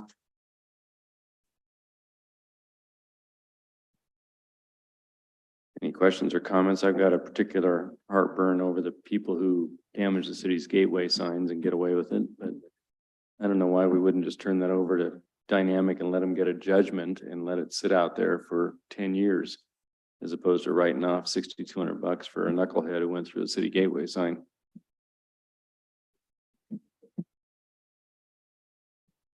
So any other thoughts on that? As the city attorney, can we write it off for our accounting purposes and have your office go in and enter the default judgment, which you could get in district court and record and file the judgment, so we can have that lien out there, just make them pay. Councilmember Anderson, we can certainly look into that, and we can also look into whether or not there were any criminal charges filed, because sometimes you can get reimbursement that way as well. Now, you're oftentimes trying to squeeze blood from a turnip, but even if somebody has financial challenges, typically the restitution piece stands. So I can try and find out what happened in this instance, which court it went through, if any, and if not, whether or not we could pursue some kind of restitution just for as a civil matter. Sometimes just having a judgment hanging out there recorded ends up the friendly recipient of funds in a refinance, and someone ultimately tries to buy a house or refinance a house, and all of a sudden it shows up on title, and I've received any number of collections as a result of that. And I have also, I had a judgment against a tenant that seemed worthless until they inherited property, wanted to sell it, and their siblings were held up at escrow.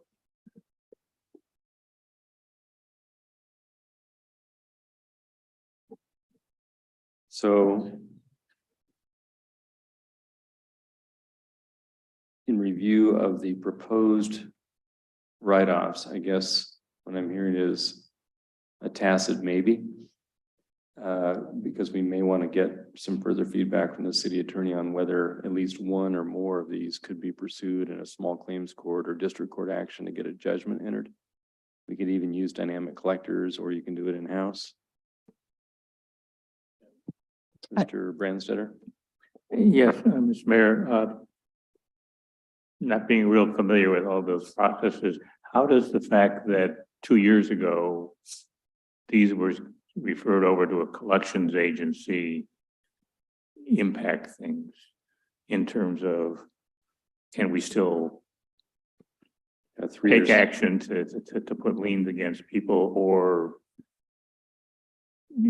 to write them off? I mean, Well, that's good. That's a good point, because it may be beyond the statute of limitations on a 3-year sort of negligence claim, but I'll leave that to the city attorney. Yes, and I want to be clear, Mr. Mayor, members of the council, we're not going to scrub through the whole list. You made mention of this and other things on the list. We will look specifically at the gateway, but time marches on. So if there are specific questions, we're always happy to follow up on that, but we will not likely scrub through the whole list for And you. that one may be, in answer to Mr. Branstetter's question, maybe a fait accompli at this point on the timing. But it would have been nice to get something for it. Okay. Any other questions or comments or direction on that?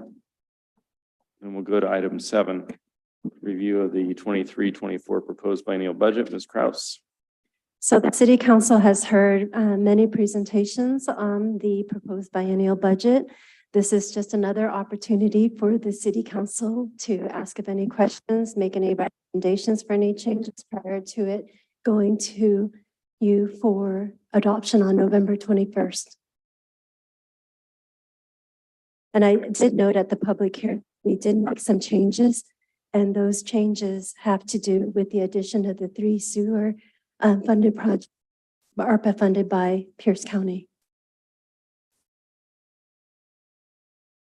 Any questions of Ms. Kraus? I know that there was some discussion either from you or the city manager in advance of tonight's meeting about the Tree City USA opportunity. I think there was something there about potentially putting that in the budget, recognizing that some of the monies we've already expended or will expend qualify under the application process for a Tree City USA designation.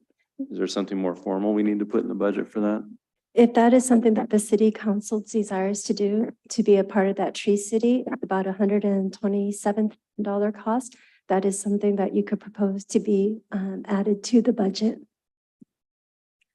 I'm going to open up to questions and conversations with Mr. Buer. There may be components of what we are spending currently on the urban forestry program, perhaps the FTE that we've designated already in the budget may qualify. Yes, that is my understanding. Mr. Mayor, Yes, the ma'am. city manager has his hand raised. Oh. Welcome to the party, Mr. Coffey. Thank you, Mayor. Good evening, Council. In response to your question, Mayor, that's the issue of the Tree City USA will be considered as part of the urban forestry program. So that'll be coming back to you later in mid or the early to mid part of 2023. And then, you can consider, and then whatever, I think how that program is pulled together will most certainly qualify the city to meet the requirements of a Tree City USA. So what you're telling us is we don't have to formally No. adopt a change to the budget, recommend a change to the budget as presented? No, because what's going to drive it is going to be the creation of the urban forestry program. That's what's going to drive it. And then you're correct. There could be other costs that are already built into our budget that could meet the requirements that we could apply to the Tree City USA application. So right now, I don't see the need to add any additional budgetary resources to the 23-24 proposed biennial budget. Thank you for the clarification. And thank you for the appearance. It's good to see you. Any other questions, comments, or suggestions, Mr. Brandstetter? Yeah, Mr. Mayor, thank you. Mr. Cruz, I just want to come back to the discussion regarding a previous item that talked about staff support for the city advisory committees. And that that the community services 1% dollars were being used to provide staff support for one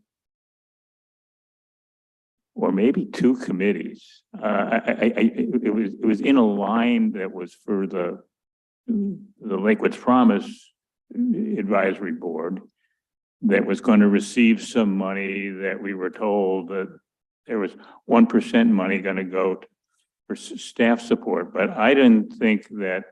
And originally I looked at it, it looked like it was going to be for staff support for the youth council, and then Ms. Dodsworth said, no, it's really staff support for the youth programs of Promise and youth council. But that seems to be the only instance of where we have created advisory committees that we're not funding them out of the general fund, and that those 1% dollars are really valuable to the community. And so, I guess I kind of like to look to see whatever that amount of money was, and we didn't really define it because it was rolled in with something else. If that money could be placed into the budget for as money for staff support for others is, and then there maybe be some surplus dollars in the 1% that'll roll over or become available later on. I don't want the community services people to go back and try to figure out how to reallocate another group of dollars, although I guess we're going to look at that next time to see where that goes on. But I'll just say it seems like we're not treating, we're going to a place that we don't go for any of the other advisory groups for staff support costs. Well, and if I can add a comment to that and then let you answer it. On page 75 of our packet, the second full bullet down on page 75, it references as part of the budget that the 0.25 program coordinator CDBG is proposed as a shared full-time position with the human services coordinator position 0.5 and Lakewood Promise support position 0.25. So that is already being funded by the general fund. No? No, Or am I misreading that? Okay. the way that this has been handled, this is my understanding of it, is that the funds that the Lakewood's Promise would have received, which they did receive human services funding, they have used city staff and they're paying those dollars from the human services fund to get that support. But it is not the same as providing staff support to a board. So if they didn't utilize the city of Lakewood staff contracted those dollars essentially to the city staff, they would have to go out and get someone else. So my understanding is much more efficient to have the existing city staff perform those tasks. But it is not the same as, like, let's say for lodging tax, we are not allocating dollars from the lodging tax to support the committee. So it's, if you just imagine that the Lakewood's Promise received $32,500 for their 1%, how are they funding that, or how are they spending that 1%? There's going to be some administrative cost to it, whether they outsource it to the city of Lakewood or somebody internally within the Lakewood's Promise. Okay, but Lakewood Promise is not a separate organization. The Lakewood's Promise is established by the city council as a committee, a board. We appoint its members, they do their work, their role is to advise us about doing things the same as the others. It's not, you know, they are somewhat like the Arts Commission, of where if they have a project that they want to advance, that maybe they go out and they look for dollars elsewhere. But even the Arts Commission doesn't go out and get grants to pay for the staff support that helps them do that. They do it to solicit money for a project, but not for staff support. And it's not that, you know, Lakewood's Promise is not a separate entity. It's a city committee established just like the other city committees, with members appointed in the same way that other committees have people appointed. Mr. Anderson? Yeah, well, what would this $32,000 be spent on if it wasn't staff support? They have meetings. They don't have any. They don't have any programs. They don't deliver any services. I would have to get more information. I'm not sure that it was the whole 32,500. I wasn't prepared to come speak to that, but that's additional information that I can gather. So we're doing, yeah, I see it as yeah, we haven't seen the application. That's part of the problem. But I see Lakewood's Promise is the city spending money to facilitate a community-wide cooperative discussion and exchange information. It's not that they have a program. So it's not that the community college or the school district or library board or whoever is chipping in to help that organization run. So we're providing social service money staff-wise to facilitate it. But maybe they have tree bags. I don't know. Yeah, we have reported that on the quarterly financial report for the last couple of years when they have used that funding. Off the top of my head, I don't think it's all for that position because 0.25 is not going to be 32,500.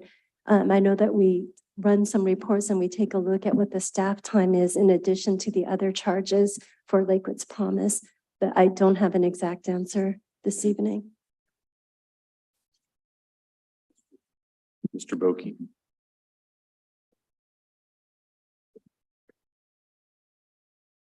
Thank you, Mr. Mayor, for your timely response. I do want to, I'm back to page 72, Ms. Kraus, where we talk about the sewer thing. And so I just want to make sure that I understand this. There's three, it looks like there's actually 4 sewer projects we'd really like to do out there. There's 3 listed. We received now the ARPA funding. So there's the previously proposed funding, and now there's the currently proposed funding and the currently proposed spending plan, previously proposed spending plan. So let me get this right, and then I'll ask a couple of questions. On the funding sources, we received a little bit more than we originally planned from grants anticipated to now grants secured. So there's $100 and something thousand there that more than we thought. Then there's sewer surcharge and sewer availability charge. Before it was $1,572,000 and $1,594,000. Now you've changed it from 946 to 2 million and 2,000,001. So the sewer availability charge portion went up from almost 1.6 million to 2.1 million. The other one dropped accordingly. What was the reason for that? So really, the funds that are in the sewer surcharge and the sewer availability charge, they can be used for the sewer projects. It's really just looking at the available balances in the fund and utilizing what was available. Okay, so you just made a decision to Yes, pull it out of a different fund. yes. Okay, and so then it looks like everything was on go to do Rose Road and Forest Road extension next year. And the grant is allowing us to do the same thing, although it looks like the amount is now lower. From 1,272,000 to 1,074,000. Then, but we've been able to move the Wadsworth, Silcox and Boat Street extension from 2025 into 2024. And is that because of the grant? We've been able to do that? All of this is driven by the grant. So the Okay. new numbers that we have is based on notification that we received the grants. Okay, and then Grant and Orchard Street are still out there in 2026, so it's 2023, 24, a break in 25, and then 2026, and then you're starting on the Washington Thorn sewer extension. We're thinking about that out farther. Yes, for Okay, 60,000. I think I'm looking at the same thing you Yes. are. Okay. All right. I just wanted to understand what the changes in those sources were and the timing. So, okay, thank you. Mr. Anderson, did you have something? No? Any other questions for Ms. Kraus? Well, thank you. Thank you. Appreciate it. Good work as always. You and your team, we very much appreciate the transparent and thorough budget process. Okay, so that concludes the 7 items for discussion for tonight's agenda. As indicated in your agenda for tonight, the items scheduled for our November 21, 2022 regular city meeting will be as indicated. So now we'll turn to reports by Mr. Caulfield. Mr. Caulfield, do you have some items for us tonight? Oh, Mr. Branstetter has a point first. Yes.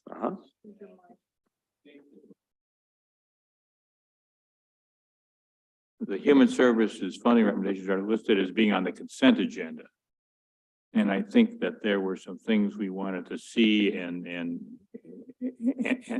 discuss. Good point. Yeah, we can move that to the regular agenda as opposed to the consent agenda. Good point. Any other comments about those items that are appearing at least on the consent agenda? Again, as you all know, we can always move any item from the consent agenda for further discussion as we do every regular meeting, or at least provide the opportunity for a council member to remove an item. Mr. Anderson. I'd suggest that we also do the lodging tax off the consent agenda. If we're going to spend $1 million, we should at least Talk about it. Bring it up orally. Very good. Ms. Kraus, do you see that? We'll put the lodging tax funding recommendations and the human services funding recommendations on the regular agenda. Okay. And I think we're going to get some. Yeah, exactly. We'll have some feedback on the AR write-offs as well. Okay, if there are no further comments or questions about the agenda for the next regular meeting, Mr. Caulfield, the floor is yours. Thank you. Thank you, Mayor, and good evening, Council. Excuse me. Just a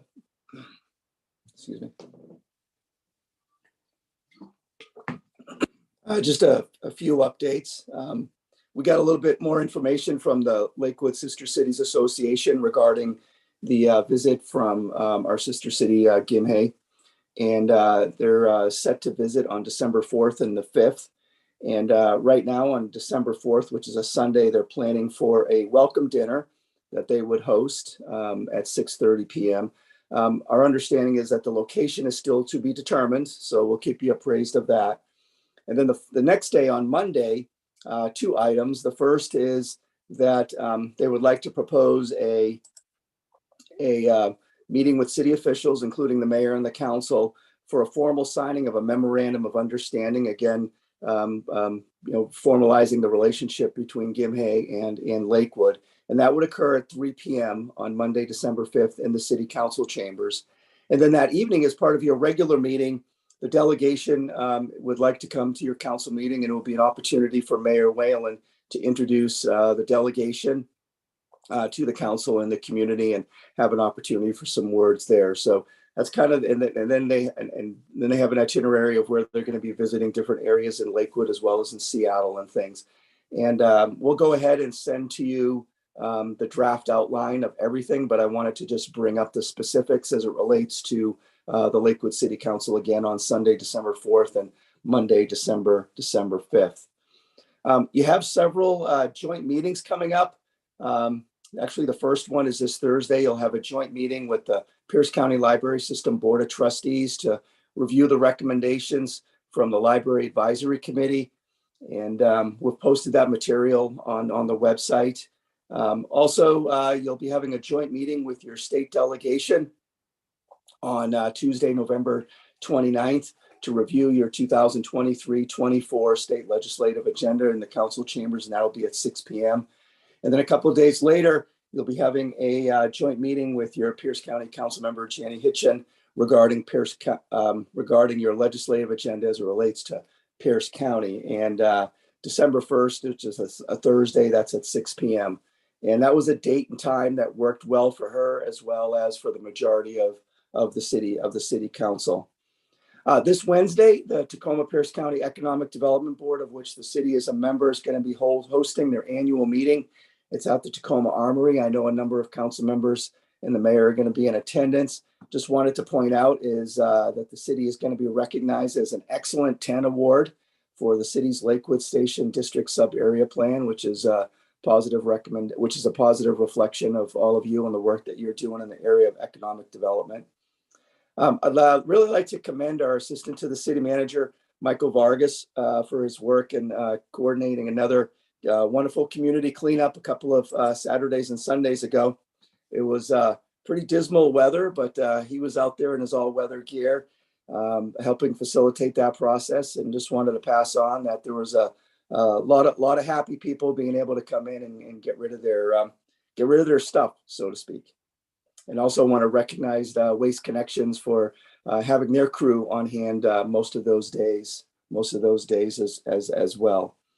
And then I just wanted to report, streetlights is something that's very important to this body. And our Public Works Engineering Director, Paul Busich, initiated some conversations with one of the HOAs out in the Oak Brook neighborhood last week. It was very well received.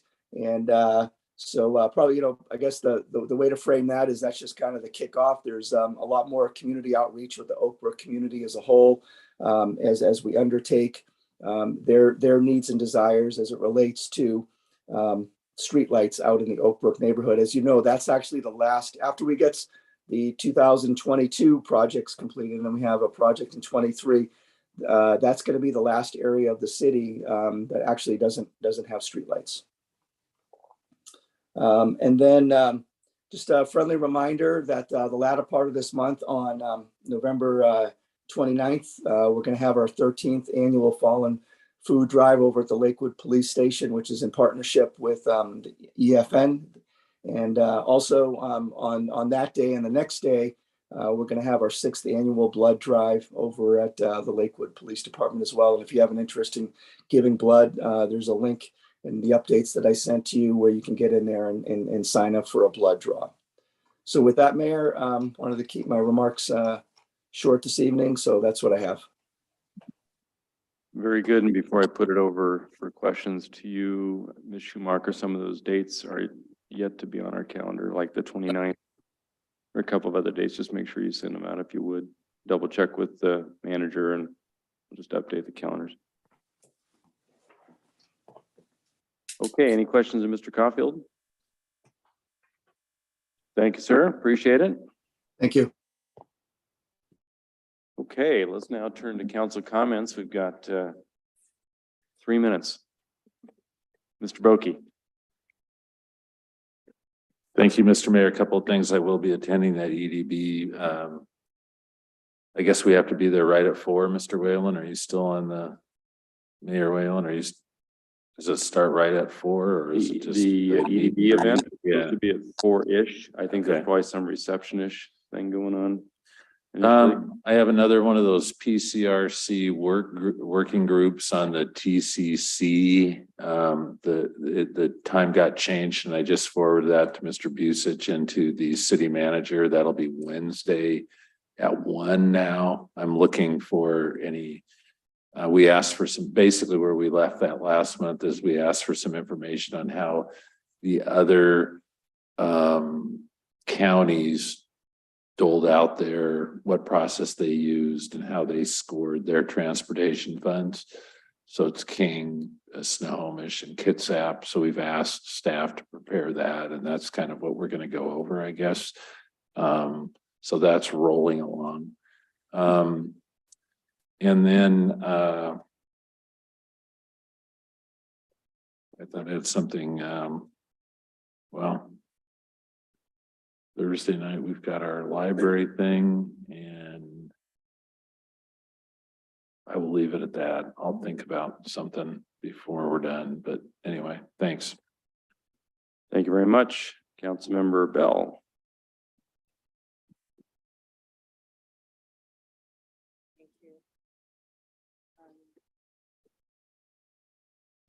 Thank you. Thank you, Mr. Mayor. Just quickly, I will also be attending the EDB annual meeting, so I'm excited to do that and hear about all the wonderful things that Lakewood has done. And also, I would just like to give a shout out to the Love Lakewood program that tonight was the first night for yoga, and I believe it was sold out and it's going very well. So I had heard that and look for more exciting programs, I think, to come from Love Lakewood. So it's very exciting.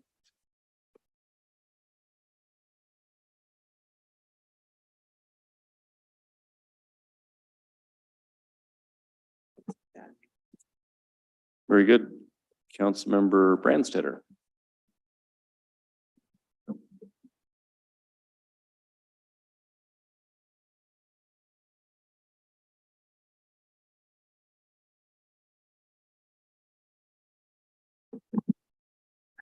Oh, Mr. Mayor, thank you. The only thing I want to do is I wanted to thank Councilmember Farmer for the documents that she shared regarding the shape efforts, both their work plan and the proposed toolkit. I really appreciated those because it went a long way towards making me feel, when we agreed to join SHAPE, we were concerned whether it was going to actually generate meaningful, valuable things for us. And I see that in those documents. And so I both appreciate your sharing them and appreciate your work in creating them.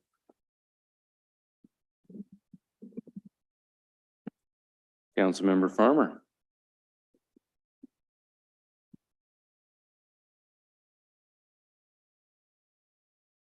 Mine's working. I think it's a sign. We need to get out of here quickly. Thank you, Councilmember Brandstetter. I very much appreciate that. I've really enjoyed working with SHAPE, but it's and the varied perspectives from the county to the bigger cities to the tiny cities and towns. We have some very thoughtful discussions. And so I did send that documentation out on the 10th of November, and our next meeting is the 2nd of December. And so I would love to be able to collect your feedback either ahead of the November 21st council meeting or the November 28th council meeting so that we can have any last minute discussions. And the city manager advised me to pick a date, but I'm as long as you get it back to me by the 28th, that's fine with me. So I don't know if there's any thoughts around that. Do we need a deadline? Do you need a deadline? Sure, give us one. All right, well, I'd love, can you have it back by Monday, the 21st? Sure. Monday, the 21st for feedback to Councilmember Farmer on the SHAPE work plan. Very good. November 10th, Thursday. Maybe we can get a re-email from. A our city re-email? clerk? Sure, absolutely. Our city clerk probably, or, I will, I'll resend that with the deadline thank you very much. because I understand the value of a good deadline. We love dunning Awesome. emails. Those are always helpful. Pop it to the top of the inbox. Trust me, I understand. Okay, no worries. And I wanted to note that I don't know about your calendars, but I have the items on the 29th and the 1st of December, so they made it to my calendar, so I don't know. Oh, I did don't know they? what Okay, good. happened, so they have Are been they? out. Yeah, they have gone out. I also wanted to report that there was an election and I appear to have won. And so I will be leaving you. I will be preparing a resignation letter per the county's charter, which I actually was a part of amending in 2016, along with Councilmember Anderson. We sat on the Charter Review Commission in 2016 and we amended the charter to read that elected officials can only hold one elected position at a time. So I will need to resign my position. I am unclear on the timing. So I will be checking into that and I will make sure that my letter is to this body is out as soon as possible with the proper effective date. So Probably The needs council to can be plan. post the certification of the election just to be formal. agree on the 29th. Yes. And then as a reminder, council, we have 90 days, I think, thereafter to do our process. But congratulations are in order. I think it's okay for us to say that publicly. Thank you. Congratulations.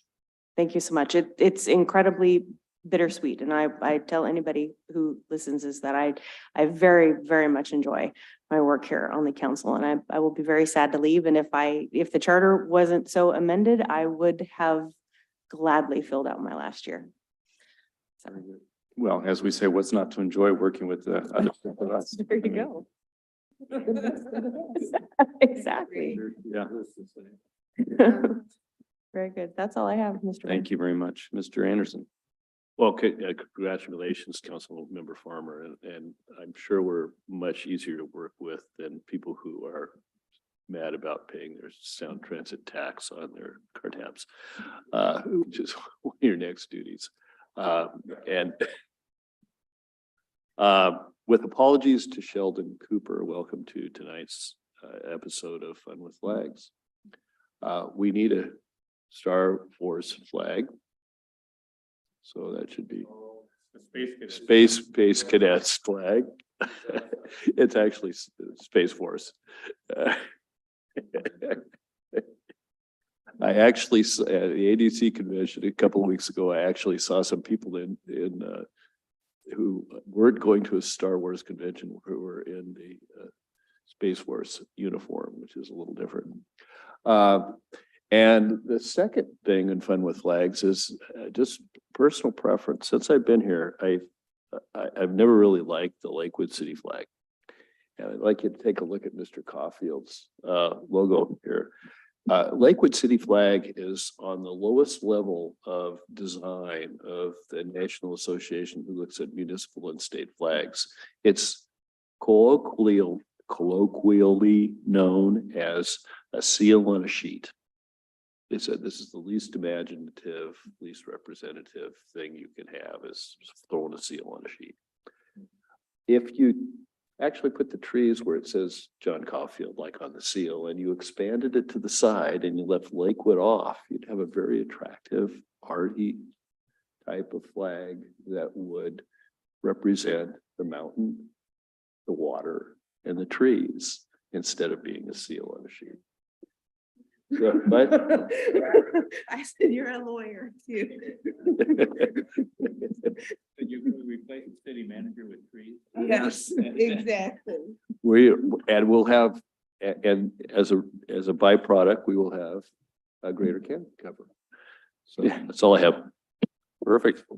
Might have to change those coniferous looking trees to something more deciduous to match our new city tree, but more to follow on that. Deputy Mayor Moss. Thank you, Mr. Mayor. I did attend the school board meeting this evening. It was good. No questions were asked and I didn't have any issues with the answering, so no follow-ups there. And I did attend the buyout, the Black Indigenous People of Color, that event last week. That was really good. It was really, it filled the foyer as well as the first floor there. It was well done. And I talked to Grant Twyman. He's going to try to get more of those to recognize the students that have graduated from the different programs in the colleges, and they came forth and they had their product on display. It was very good. I ate my dinner there. So that was good. And I do plan to attend the EDB meeting on Wednesday. Thank you. Well, thank you very much for attending that. It was one of the ones I could not make it to with the crazy schedule. On Tuesday, I had the honor of judging the Lakes Daffodil contestants, and it really was quite fun and heartwarming when you think about all the stuff going on in society, and yet there's these fantastic young people who really talk with conviction about leadership and their hopes for the future, and all the contestants were really fabulous, and the one selected was certainly outstanding. So a fun event, probably more to follow on that as the pageant and the program unfolds later this year. On Thursday, I attended the Southside Military and Community Partnerships Elected Officials Council meeting, which was the last one of 2022. It was really well attended. Congresswoman Strickland was present in person. We've enjoyed seeing her virtually over the last year, and she certainly made an effort to be present, and it was a good time had by all and lots of good information, and we're working well with our military members at JBLM. This Sunday, I attended the yoga class, the preparatory yoga class in advance of tonight's first session. And I can tell you with certainty that I further demonstrated my inflexibility in many ways.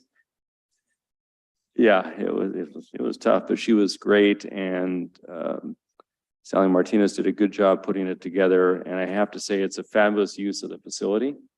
People really enjoyed coming there. It looks great on the inside. It was hotter than blazes. So, you know, if you want to know about hot yoga, try one out.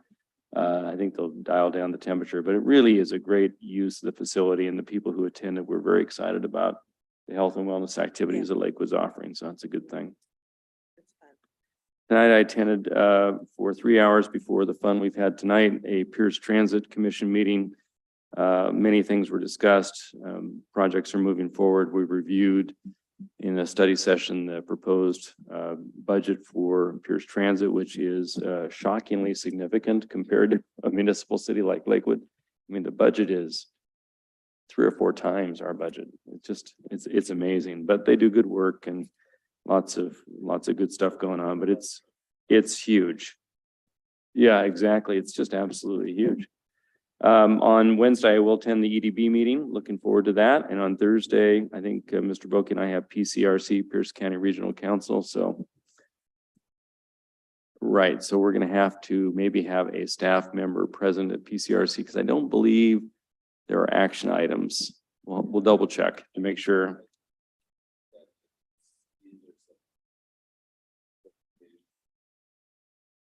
It's important to be there if there's an action item because the last time Mr. Boki and I were there, thankfully, we were there to provide the last vote, which provided over $600,000 of funding for Lakewood for a road project. And had we not been there, it would have gone elsewhere. It would have gone and then almost. That's went how tenuous those things Yeah, go. that's how tenuous. So, if you don't mind, Mayor, they're having someone from the Health Department talk about the opioid settlement funding priorities.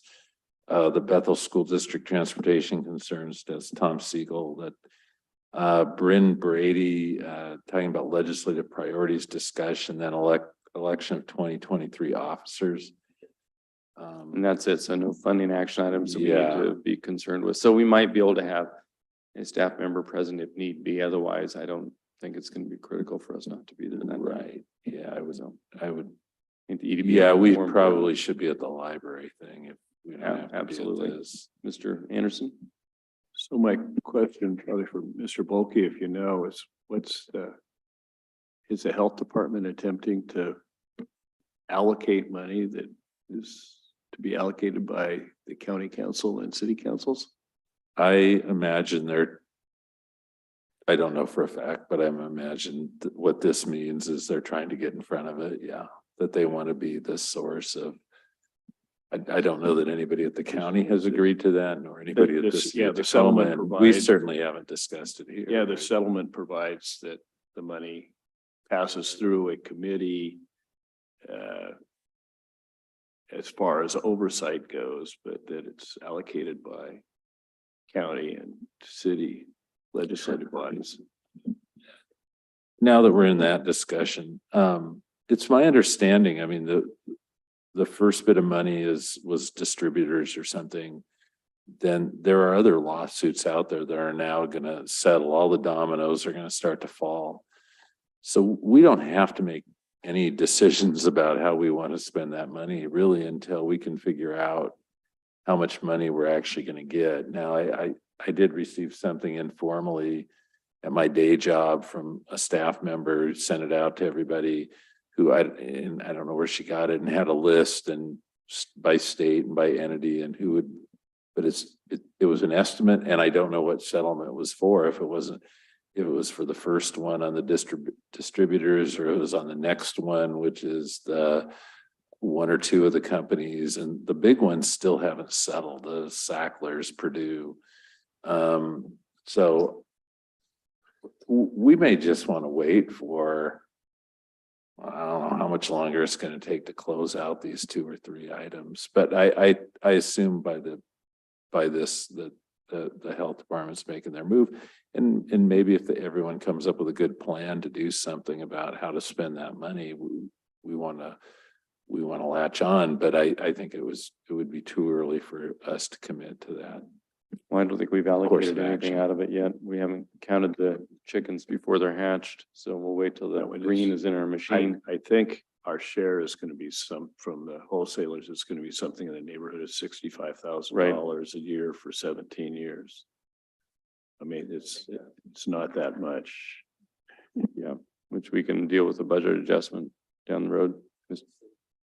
Sure. Thank you, Mr. Mayor. Today I listened to a speaker at the study session for the county council speak to, he was the guy representing the airport siting group. And he was there specifically to speak about the airport sites. I don't know if Councilmember Anderson was listening in. There were at least 2 occasions he went on about JBLM.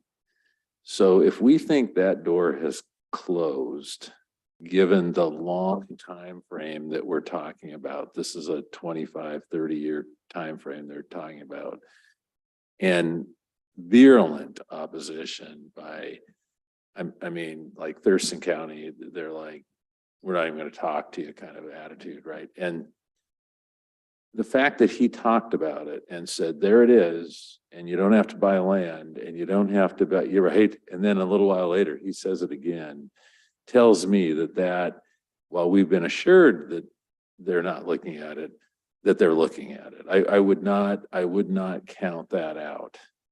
I don't know how the Lowell state looks at a federal facility and figures out they've got primacy or supremacy over the feds, but Yeah, good luck. Well, but remember, it'll go in the realm of politics. And the Nisquallies and the tribes have already let it be known that the other sites are not acceptable to them. And so it, Yeah, it's, you'll see, I think city manager has copied the council on an email I got back today from Army Installations. But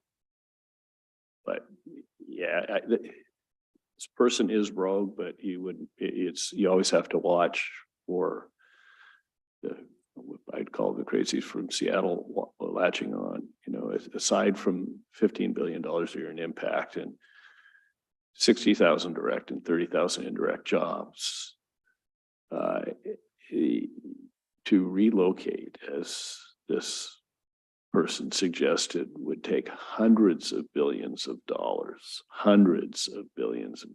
of federal money, and would require housing for well over 100,000 people and infrastructure that doesn't exist. So we would solve our housing shortage problem in Pierce County, but to do that to the fourth largest military base in the world is not particularly fiscally sound policy. So. Plus, I don't think our honorary wing commander would allow it. Yeah. She's got the power. All right, unless there are any other alibis, thank you for your attention and attendance. We're adjourned.